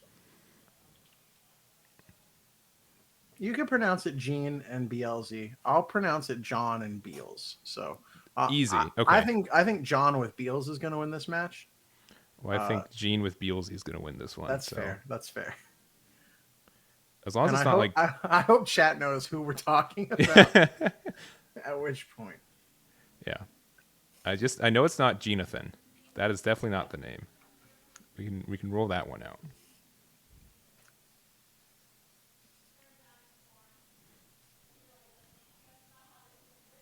That's it. So you're telling me that we're supposed to pronounce it Aaron? I don't know if I believe that.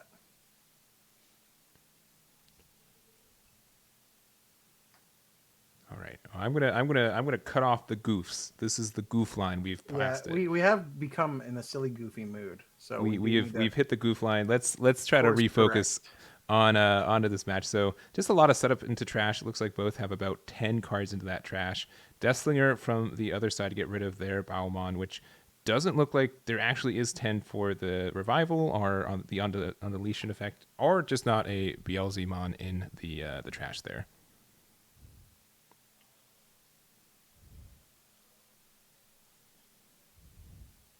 So right away, John looks like he is at a bit of an advantage based on board, but it does not discount Gene's ability to come back from this. Correct. Having double Iron Mako, pretty big. Mm-hmm. I would say Jonathan's more setup of the two. More cards in trash. You're up to your level 5 already, and 2 Tamers is quite huge. Mm-hmm. Does get the Wizardmon X back. Is able to evolve, passing him to 1. We are going to mill 2. Could be his turn still. It is not. That's the thing. I know a lot of Digimon players who, like, when they pass a memory, they preemptively draw the card. It's like when you're playing Beelze, though, it's like, hold on. Hold on. Might not be you yet. So the full cluster in the trash. I will say the seventh full cluster. I didn't immediately think, oh, this is a splashable card. It seems like it's too specific or too clunky, but it helps the deck out a lot. It's a good one or two of. I do think the 2 of is really strong because every time I've seen someone run 2 of, I'm like, is that really going to come up? And every time it's someone with 2, it's come up. Yeah, and whether it's popping protection or just wiping a full board. Yeah, and getting 2 memory back with the wizard, or sorry, 1 memory back with the wizard, and then also the rivals barrage again. I don't know if you were to say what's the most busted card in this deck, or enables the deck the most, what would you say it is? In which one? In Beelze X or Beelze X? Let's go with Beelze X first. Okay, I think the card that really brings everything together is probably got to be the Iron Mako. No? Yeah, I think that's incredibly strong. I think a lot of people lean on the other cards, but Iron Mako being like a consistency piece and a way to like get the mills you want and a cost reducer. It does everything. Yeah, I would say the best 5 cards for the deck. Ayamako is probably one of them. I would say Deathslinger is probably up there too. Rivals Barrage enables a lot, and I think the amount of consistency that that card allows you to get compared to what else you have for consistency in the game is pretty crazy. Wizard Bond's probably up there, and I mean even like the Beelze X is not even like the broken part of the deck. It's just like the end condition, right? Yeah, I think it just puts it a little over the top. I think Beelze X by itself, like you could definitely still win without Beelze X. Yeah. So we did already have game 1 go for you guys. So we did have Jonathan branch with that first win, and we're going to go into that game number 2. So yeah, game one didn't go so good for Beelze, but Beelze did take it. Yeah. And real quick for chat too, yeah. So Iron Mako, you drop a devolution, and then you can activate the effect to put a card on top, and then you can mill afterwards. Mm-hmm. And when Digivolving effect involves milling. Yeah. But yeah, draw for Digi always happens first. Yep, and then your when Digivolving effects activate. But yeah, I agree. I think you just had so much, like the double Ayamako that Jonathan was able to find was just added so much value and so much consistency and just so much setup compared to what John was able to do.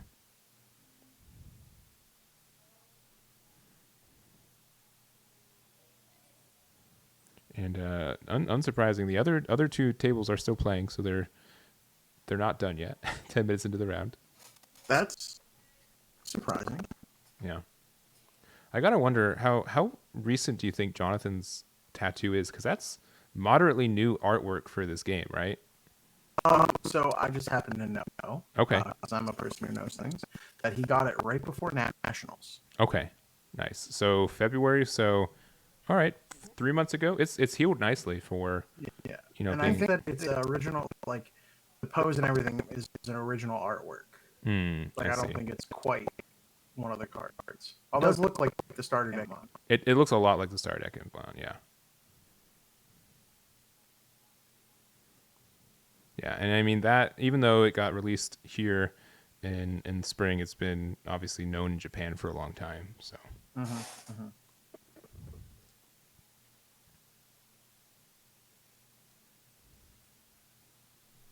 right, looks like we're going into our second game. And we'll have Jean Flores deciding if they want to go first or second. And looking like they are wanting to go first.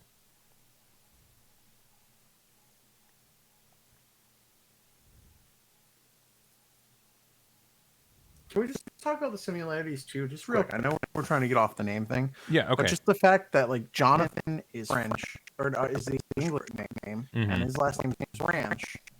Yeah. But Flores is flowers. Yes. In another language. It's just it's uncanny. Anyway, it is very uncanny. No, you're good. You're good. I'll allow the 1. Oh, excuse me. Zoom tight. All right, so we got the EX2 Impmon, yep, and then going into the Impmon X in Raising, and then another Ayamako. Iron Mako really is a piece that you want to see in the mirror for sure. Yeah, and getting the Wizardmon X to hand and passing 3. Chat is saying that my audio is tripping again. Doing the thing? Okay, give us 1 second.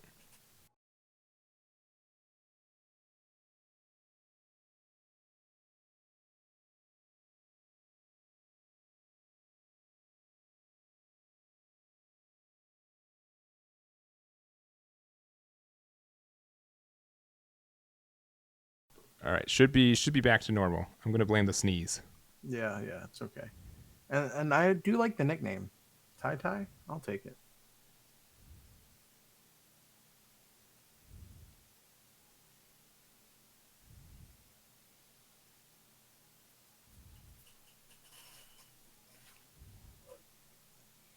Ooh, does go into the Beelzemon. Opting to mill the 2. No effects off there, but building is trash. And that did he went to the Bowmon this turn, is that correct? I believe so. Yeah, so he does have the on deletion available to him as well if you do try to get rid of it. Jonathan thinking about what to put back for the Wizardmon. He does go with Rivals Barrage and hits a second Another one. Which is very strong. And we are going to swing and mill 4 total, gaining a memory. How about the next 2? All right. That's fine. Not bad. Survives the check. Pretty big. If he has the Balmon to end this, it's pretty strong, in my opinion. And about 6 cards in trash, if I'm counting that right. Maybe 7. Yeah, 6.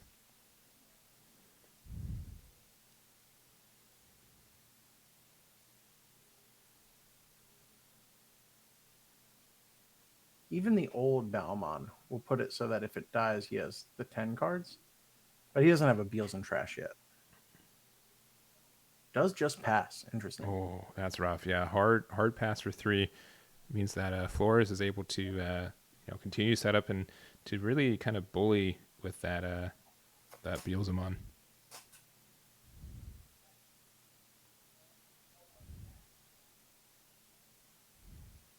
Yeah, if you digi into Bile, it's an on deletion that the stack gains, and it's on deletion till the end of the turn. To the end of the next turn. Next turn. Yeah.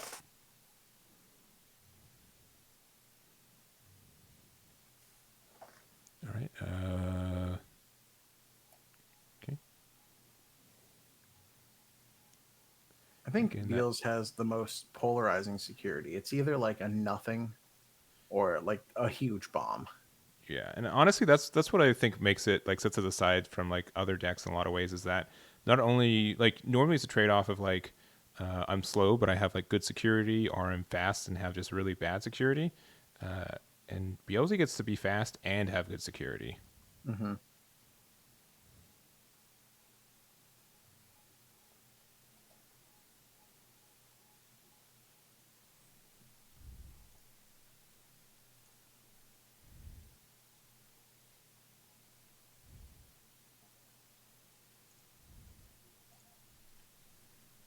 Okay, and again the Impmon off the first Rivals Barrage they have a second one. Mm-hmm. Going to the X antibody.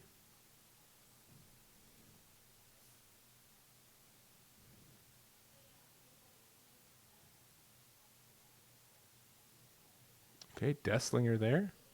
All right, so you are okay for the Wizardmon. Yeah, just must not be seeing any level 4s to go up your chain. Just this is looking pretty dire here for Jonathan. Which is okay. He is up a game, so yeah, we can continue the 3-game trend. I think we only watched one person get 2-0 today. I believe that's right. Well, we've seen 2. 2, right. Yeah, and one of them was the Beelze X player who unfortunately warped from hand.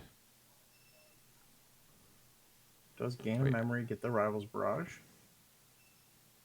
Hits into a Bowmon. Popping Rivals Barrage. Ooh, X-Ante, and do you think he has the blast mode?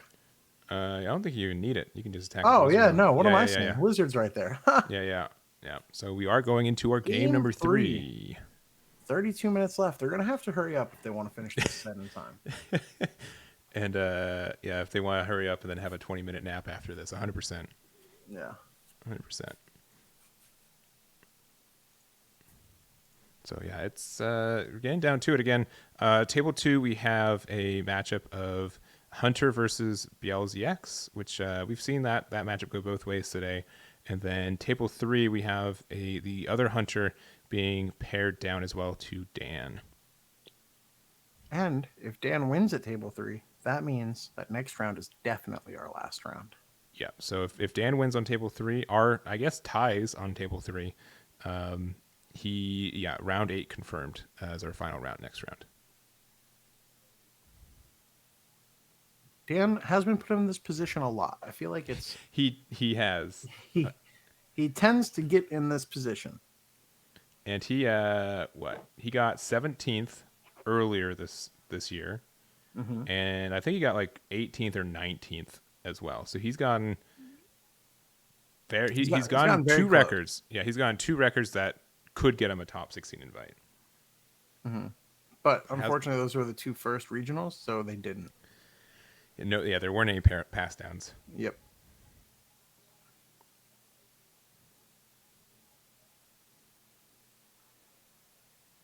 All right, and looking at the opening hand for both of our players here. Again, we got a full 30 minutes, so I'd be very surprised if we needed to go into overtime for this guy. Oh, and deciding to not keep the hand. That's probably one of the biggest points of contention, I think, with Beelze is I've chosen to be greedy with like this hand's slow. I've thrown it back and just gotten like nothing, like almost unplayable hands. Yeah, I will say like this is definitely a deck and playstyle that does benefit from the mulligans because you do have a lot of cards that can brick, which we did see Jonathan brick a little bit this last round, but we'll have to see what his opening hand now looks like.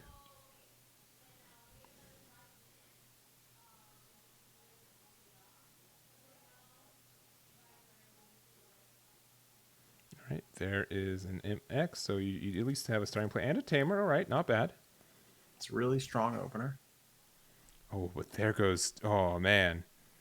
2 EX2 Impmons to bomb your deck. That's real unfortunate. And a Wizardmon, too.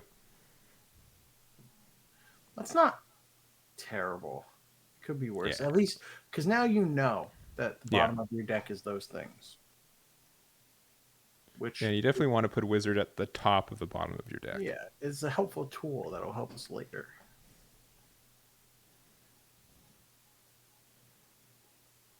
See, double Wizard there as well.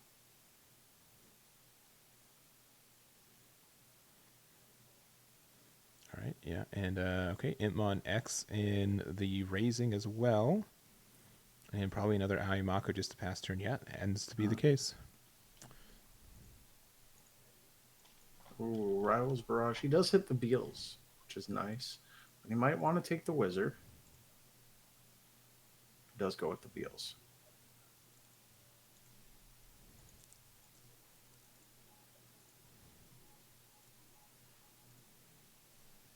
All right, back to Jonathan. Another Ayumako, getting the Wizard X to hand. Which he can now evolve for free and choose what he mills. That's really, really good. So, going there. And we know he has the EX2 Imp on because he grabbed it from the search. Mm-hmm. So I imagine that's going to be one of them. All right, yeah, I'm just saying, okay, these are the cards at the top of my deck, and then 1, 2, 3. That is good stuff. That's beautiful. That's what you like to see.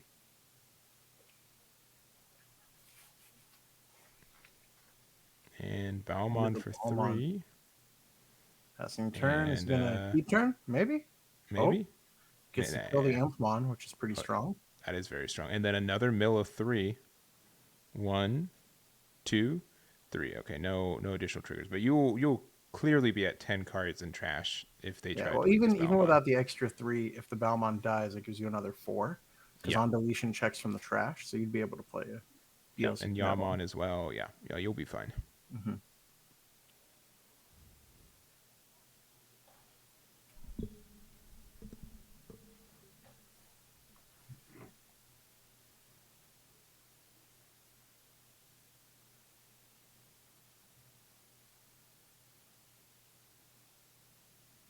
Okay, we've got Witchmon milling 3, hitting the EX2 1, 2, 3, which does get the memory back.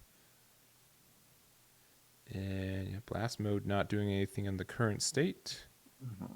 Besides getting that Impmon back.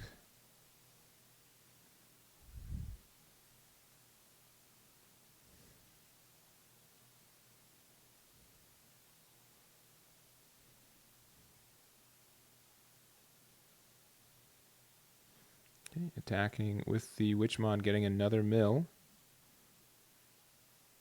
And okay, Rivals Barrage and a Wizardmon. Okay, you have a full 3 memory back, which is great to go into a level 5. And hits the Impmon X, so you're surviving as Witchmon. What's your thought of Witchmon in these decks? I know that's kind of a decision point for a lot of these builds.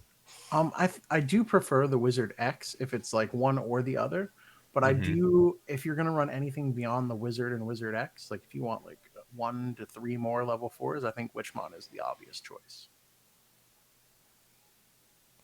Yeah, because I've seen a lot of builds that just run there. Okay, so does get the deletion there, and but there's no Beelze in the trash. Yeah, that's what I was saying last turn. Is he just had the Beelze X. That's right. Okay, so that's actually pretty huge, and I believe there's a Beelze in the trash for Flores. Yeah. Yeah, there is. Okay, that's pretty dangerous. Let's see. This technically could be the last round. Generically, probably not. It's not likely, but if table 2 draws and table 3 draws, or Dan wins at table 3, this is definitely the last round. Yeah. If those very specific things happen. Which or if table 1 draws, which, I mean, they only have 25 minutes left. Yeah. Yeah, they could take their sweet time. If table 1, 2, and 3 draw, this is the last round. Round 1, if every table draws. That's it. It just comes down to breakers. RNG. I think one regionals we should do it, just as a community agree, just to see what happens. Who's getting it?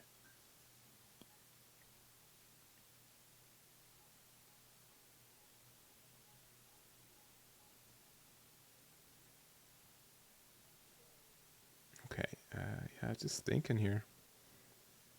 You have a lot of resources available to you, but you gotta. Time is probably the one you don't have when you kind of want the most. So discarding an option with the Beelze X, or sorry, the Impmon X. My apologies.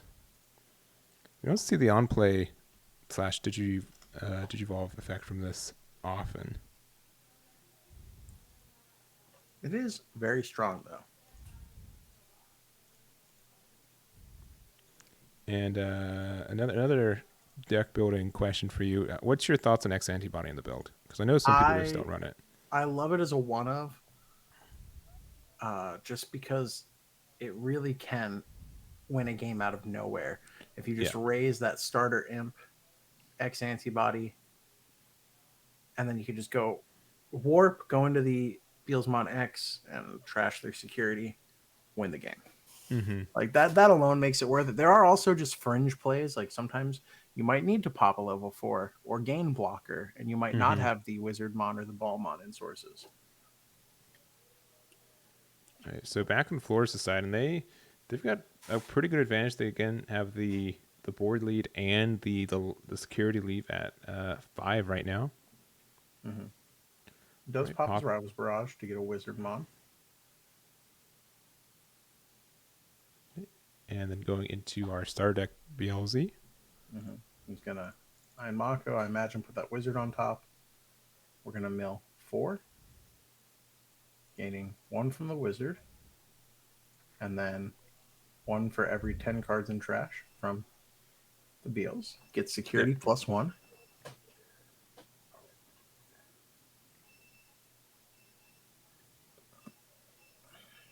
And attacking on in. So he's going to mill 2 more. And then 2 more. It's a Rivals super Barrage. good. Super strong. And deciding not to put it on the... Maybe he didn't realize it. Oh, he's counting for effect first. Yeah, okay. Yeah, so deciding to keep it there, yeah. Ooh, okay. And that should get rid of, I believe, the Impmon, because it's the lowest level. Yes, unfortunately. Because here, I think if he just has, that, and then if he has the blast mode, I think that's just game. And there it is. Yep, that's why hard slam. Hard slam. Ooh, close game. Yeah, Floor is able to take that one 2-1 and go into our round 8 undefeated. Potential last round. Potential last round. So, would we be remiss to not watch table 3 to see if it ends the event? I would be down for that. Well, let's check if they're cool with it. Yeah, so give us a second. Let's see if they're good for that, and we'll be back with another round. So give us 1 second. Okay, here we are. Table 1. Our 2 undefeated players. Jean Flores versus Sergei Chernyshov. Beelze X versus Beelze X. Unsurprising to me. I don't know about you. Did you think we're gonna get a mirror here into round 8? I was hoping Ulforce would be in finals. you sure were. But this is what we got here, and we'll have to see how it goes. Let me make sure our timer is correct as well. That could be important for our matchup as well, but let's go on into this one. And looking like Flores is okay with their opening hand, and Sergei is trying again.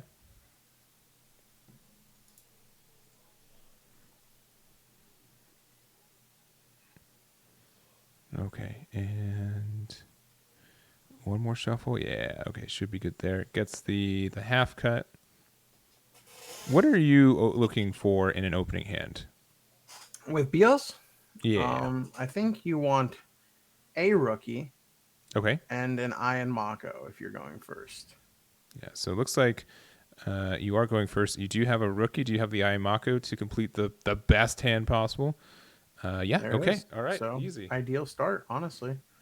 And then here, a Wizard X would be great, but... going for the Impmon from the start deck, putting the Wizardmon to the bottom of deck, and passing there. But I also think Tessero is a very methodical player, and even if he needed a level 4, I think he would put the Wizardmon at the bottom of the deck to set up his final turn, because he does love that deck out turn for game. If that makes sense. Yeah, no, I completely, and it's a viable option for this matchup as well, I think. Mm-hmm. So here I imagine he has a Wizard X or a Witchmon in hand. Yeah, and we still have the prediction up. Definitely leaning more to Tessero's side for that W based on channel points. Ooh, it does get the full cluster in the grave right away. Okay, attacking with the Wizard X, getting some additional discarding. Not hitting anything of value. Not the greatest mills, but not bad either, because he has the Rivals Barrage, so it's actually not too bad, because now he has a little toolbox out there. Yeah, so 1 memory left to see what you can pass to your opponent. Minimum of 2, usually most of your plays are, oh yes, a hard pass to 3.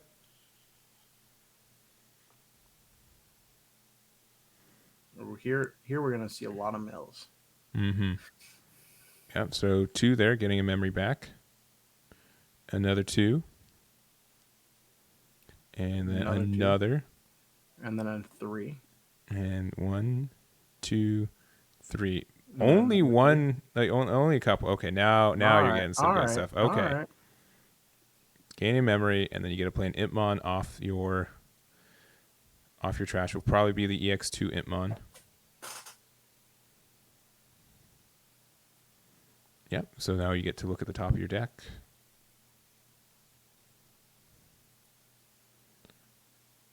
And again, you do have a lot of momentum on your side, but you know the lack of the Ayamako is pretty rough. And no hit from there. Okay, hits into the Beelzemon there, getting the deletion. And he will get to play that Beelzemon from his trash now. Mm-hmm.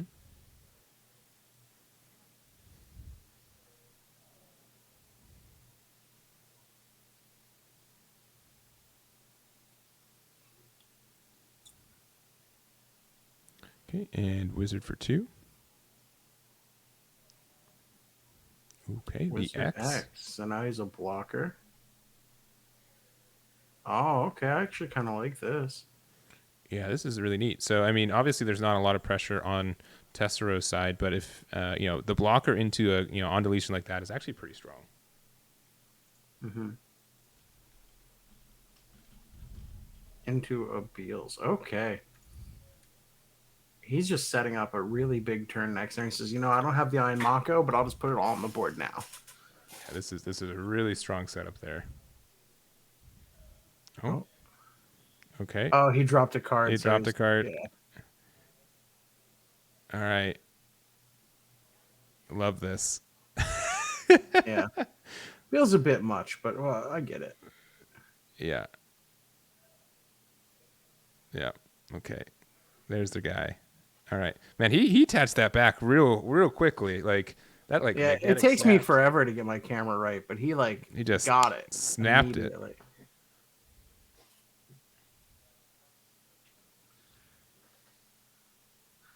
I feel like my camera's never just like on the money. No, it's trial and error.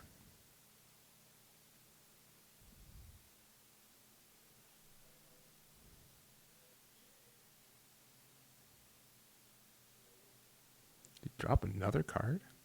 He's a clumsy boy. Okay.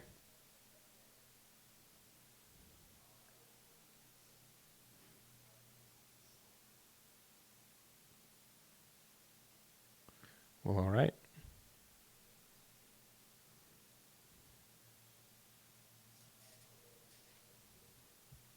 Going through the trash right now. Looks like he has 20 there.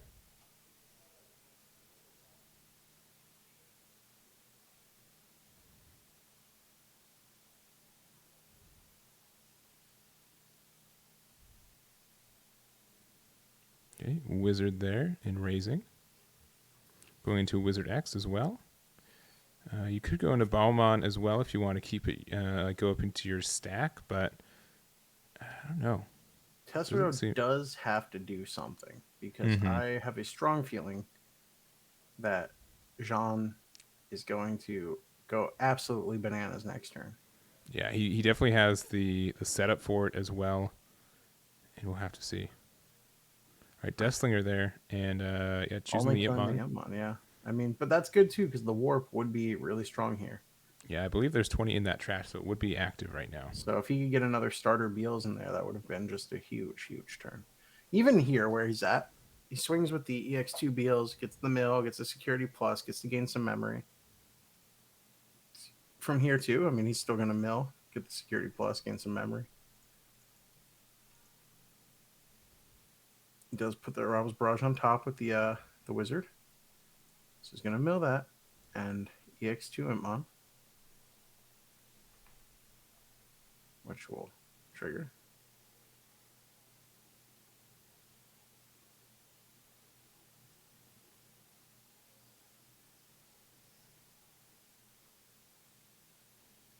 Weird that he... Okay, yep. Then mill 3 more, I imagine. Or, oh, is he choosing not to? Looks like choosing not to. I mean, this is a point in the matchup too where those mills can, hurt you in the end, right? Yeah.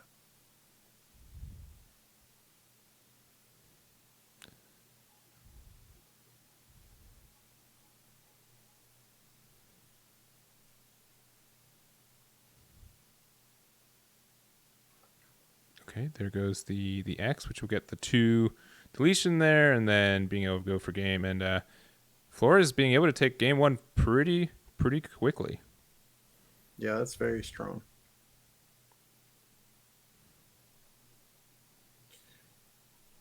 So Doc Sally, he doesn't have to mill at all because it's initially a May effect. But if he does choose to mill, he does have to mill at least one because up to in Digimon is one. Yeah, other Bandai card games 0 can be up to, but yeah. Yeah.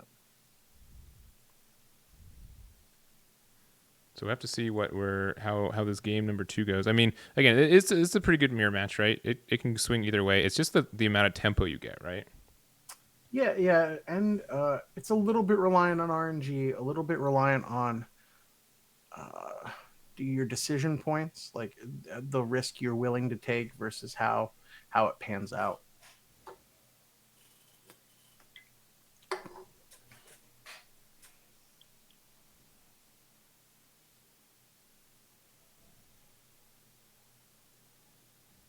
All right, and so going into this matchup too, like what do you think is preferred? Going first or second? I think going first is a really big advantage in this matchup. I think the aggression is what you need in the mirror match. Mm-hmm. So both players go into 5.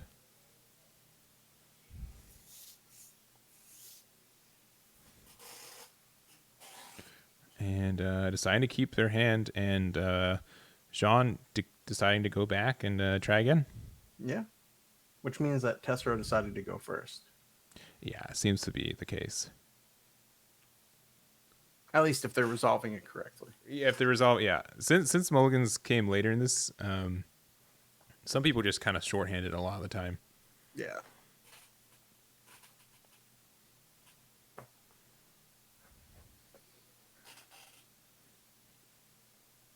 Okie doke. Goes to Hitmon yeah, there. The Iron Mako. Nope. All right, but Wizardmon that's not for bad. 2. Yeah. And Wizardmon does have a pretty good inheritable. It doesn't see as much play since you rarely actually go up to Wizardmon, but you do get to stack the top card of your deck with it as well, which is quite good. Mm-hmm. You just have to reveal it, which is the only difference between Iron Mako and it. Yeah, and if you're just like immediately milling it, it's not a it's not a big deal.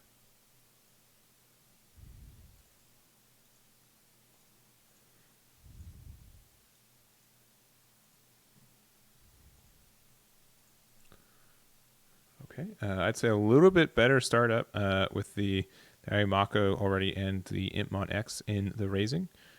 Simply go into the Balmon, getting some mills of your own. Ooh, EX2 and a Deathslinger, so being able to choke to 1. Another Deathslinger. Right. Okay. I don't know if you wanted to keep it your turn, but you sure did. And now you also have to the point where it could be 10 cards in trash, but no Beelzemon yet. Yeah, so you'd have to try to establish that, but you... Okay, well, there it is. There he is. You could also have attacked and then go into a Beelze, like put the Beelze X to the top of your deck, and then if it did get deleted, you would get a mill off some of your when attacking effects to get there. But I still like this too. Yeah, I think having this here is better because this early, your removal, unless you're playing a Rival's Barrage, isn't going to kill it. Mm-hmm. Yeah, and just making sure on memory. Yeah, it looks like they should be at 2, and then using the effect. And 1, 2, 3. Yeah, nothing too good from those.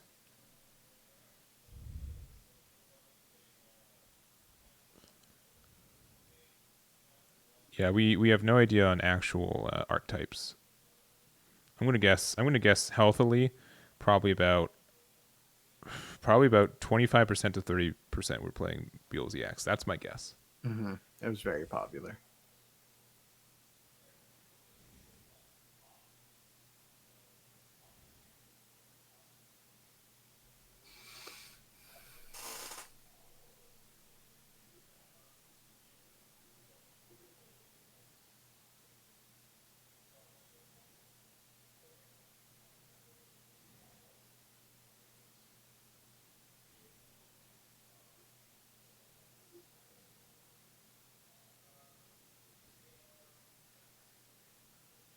Gaining the memory, gaining one more, and getting an Impmon back. It's going to go with the BT6 Impmon to get back Blast Mode? No, starter deck Impmon. Yeah.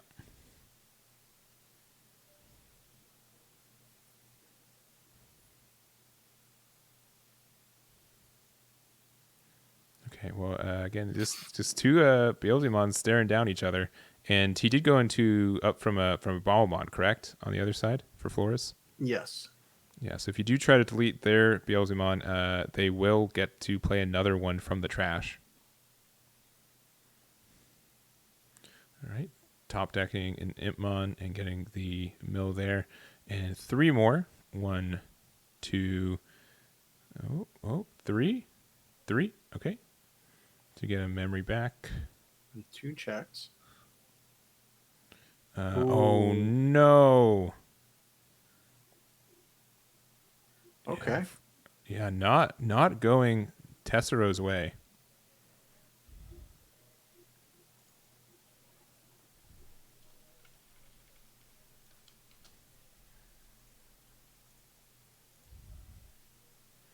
Yeah, this is looking pretty rough. So okay, Deathslinger there to get rid of the Impmon, but I will say it's not on Tessero's side right now, but if they attack with their Beelzemon and they also hit like a Deathslinger or a Rival's Barrage, he's back in it.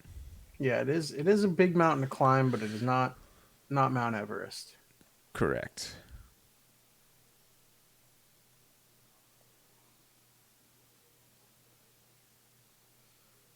Looks like they're going to gain 1 memory, going to 2. 2 checks. And then 2 checks. I'll just mill in a couple more.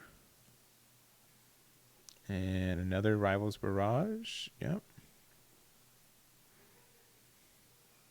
Okay, first check, Impmon. Second check, Baomon. All right, not what you love to see. But I do believe Tessero's also at 20 cards in trash, too. With the Star Deck Impmon in raising, that can do some damage as well. Yes. Tessero is in a pretty decent position. Now you can go into the X. Yep. Let's get rid of 1. Yeah, looks like he's almost at 20, but not quite yet. Yeah. All right, and Wizardmon in raising to pass to 2. Just 1, actually. Yes. Yeah. Sorry, pass 2 to give for 2 to pass to 1. There it is. All right. Yeah, I'm exhausted. I get it. It's like what, 5:30 over there, you know. Yeah. It's not like it's like 8:30. All right, so going the Warped Evolution, and unfortunately not having the X antibody and X anti, which I think would have done a little bit more damage. He does get an Impmon back. He is going to gain back to 0. Yeah. I think you get the X2 Impmon, unless you already have the Beelzemon X. Yeah, and that, I mean, if Beelzemon X is in the trash, you can get back with Rival's Barrage as well. This is going to do 2 checks, and then you'd be able to get 2 more off of off the trash as well. All right, getting the Star Deck one again. Okay, 1, 2 more. He needs to gain 1 memory. It didn't happen. And it did not happen. Okay, you are fine. Man, if he had gained the 1 memory and he has the blast mode and the... Oh. Yeah, that would have been it, but just so close. So close. I don't think it's out, though. If you do have if you have the anti, you go into it, right? Yeah, you definitely go into it. Pass at 1. Trash is security. Hope your security saves you. Yep, and you can discard a card from hand with this Imp X if you want to get 1 back. Okay, is that 7th? It's 7th full cluster, which puts him at 2, right? In trash, or am I thinking of last game he had 1? I think that's his first one in trash. Okay. This could be pretty big. One.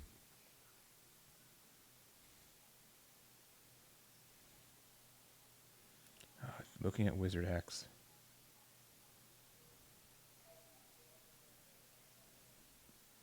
Again, if you can't get rid of that Beelze X on the other side, you're in. I think it's just going to be very, very tough to recover from that. Mm-hmm. Yeah, and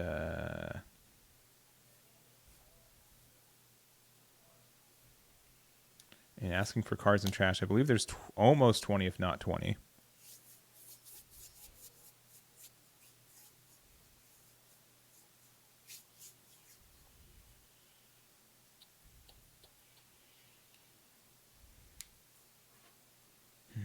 Yeah, just if he's thinking this much, it just to me means that he's either thinking of a way that he could get to one more memory, or just okay, yeah, he does have it. So that's for one, getting the 7th full cluster effect off there. Another Rivals Barrage in that security. That's pretty rough. Luckily, you got that out.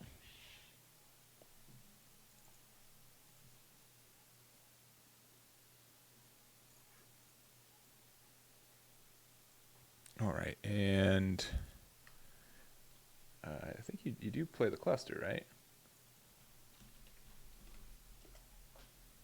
Unless does this Beelze X still have the undeletion effect? Because it might actually have. I can't remember what turn we are on. No, okay. I think the Beelze X always has the undeletion effect. I think he didn't want to give him the Warp Impmon because he was more afraid that he could win off that than. Yeah. I meant the Balmon. The Balmon was last turn. Yes, so yes, yeah. But the undeletion for the X antibody 100%. Yeah, giving him the Warp Impmon might have just insta-lost the game instead of maybe surviving this turn. So my gosh. Man. 3 memory. Oh, jeez. Dang, that is so unfortunate. All right. Well, if you have Blast Mode in hand, you just straight up win. Unless what? Rivals Barrage? Is a Rivals Barrage, yeah. All right. Do you get the counter luck? Oh, you do. Oh, Tessero is popping off. There's no way he's not. Oh my gosh. But he might still have enough memory. Oh, that is absurd. Well, how do you get up there from the Wizard X? Because you'd be able to go into ball for 3. Load the top card of your deck. He might be able to do it. He might. Yeah, so that's there. Okay. Popping the Rivals Barrage. Yeah, for the ball. You'd be able to digivolve into that for 2. I think here you go 3. So that the next time you evolve, you have it with your... Yeah, with this guy. Yeah, I don't even think you need the Mako. I would still, just in case. Yeah. Because, yeah. Okay, yeah, so that gains technically 2 memory. He needs to go to 1 memory. Oh, he's... Yep, and then yeah, there it is. He needs to go to at least 1 if he has the Blast Mode. 11, 12, 13, 14, 15, 16, 17, 18, 19, 20, 1, 2... It would be quicker to count the cards not in trash and do some math. Yeah. All right, so he went to... Do you have the Blast Mode? Yeah, he sure does. That's big games. That is crazy. Woo-hoo! Man, I thought that was the ace in the hole. I thought you sneaked into a game 3, but... Pay it up. I put all my points on Jean. I believed in him. Yeah. 7K channel points. That's absurd, though. The 3 memory he got off the top of his deck is absurd. Yeah, that was a wild turn. That was super absurd.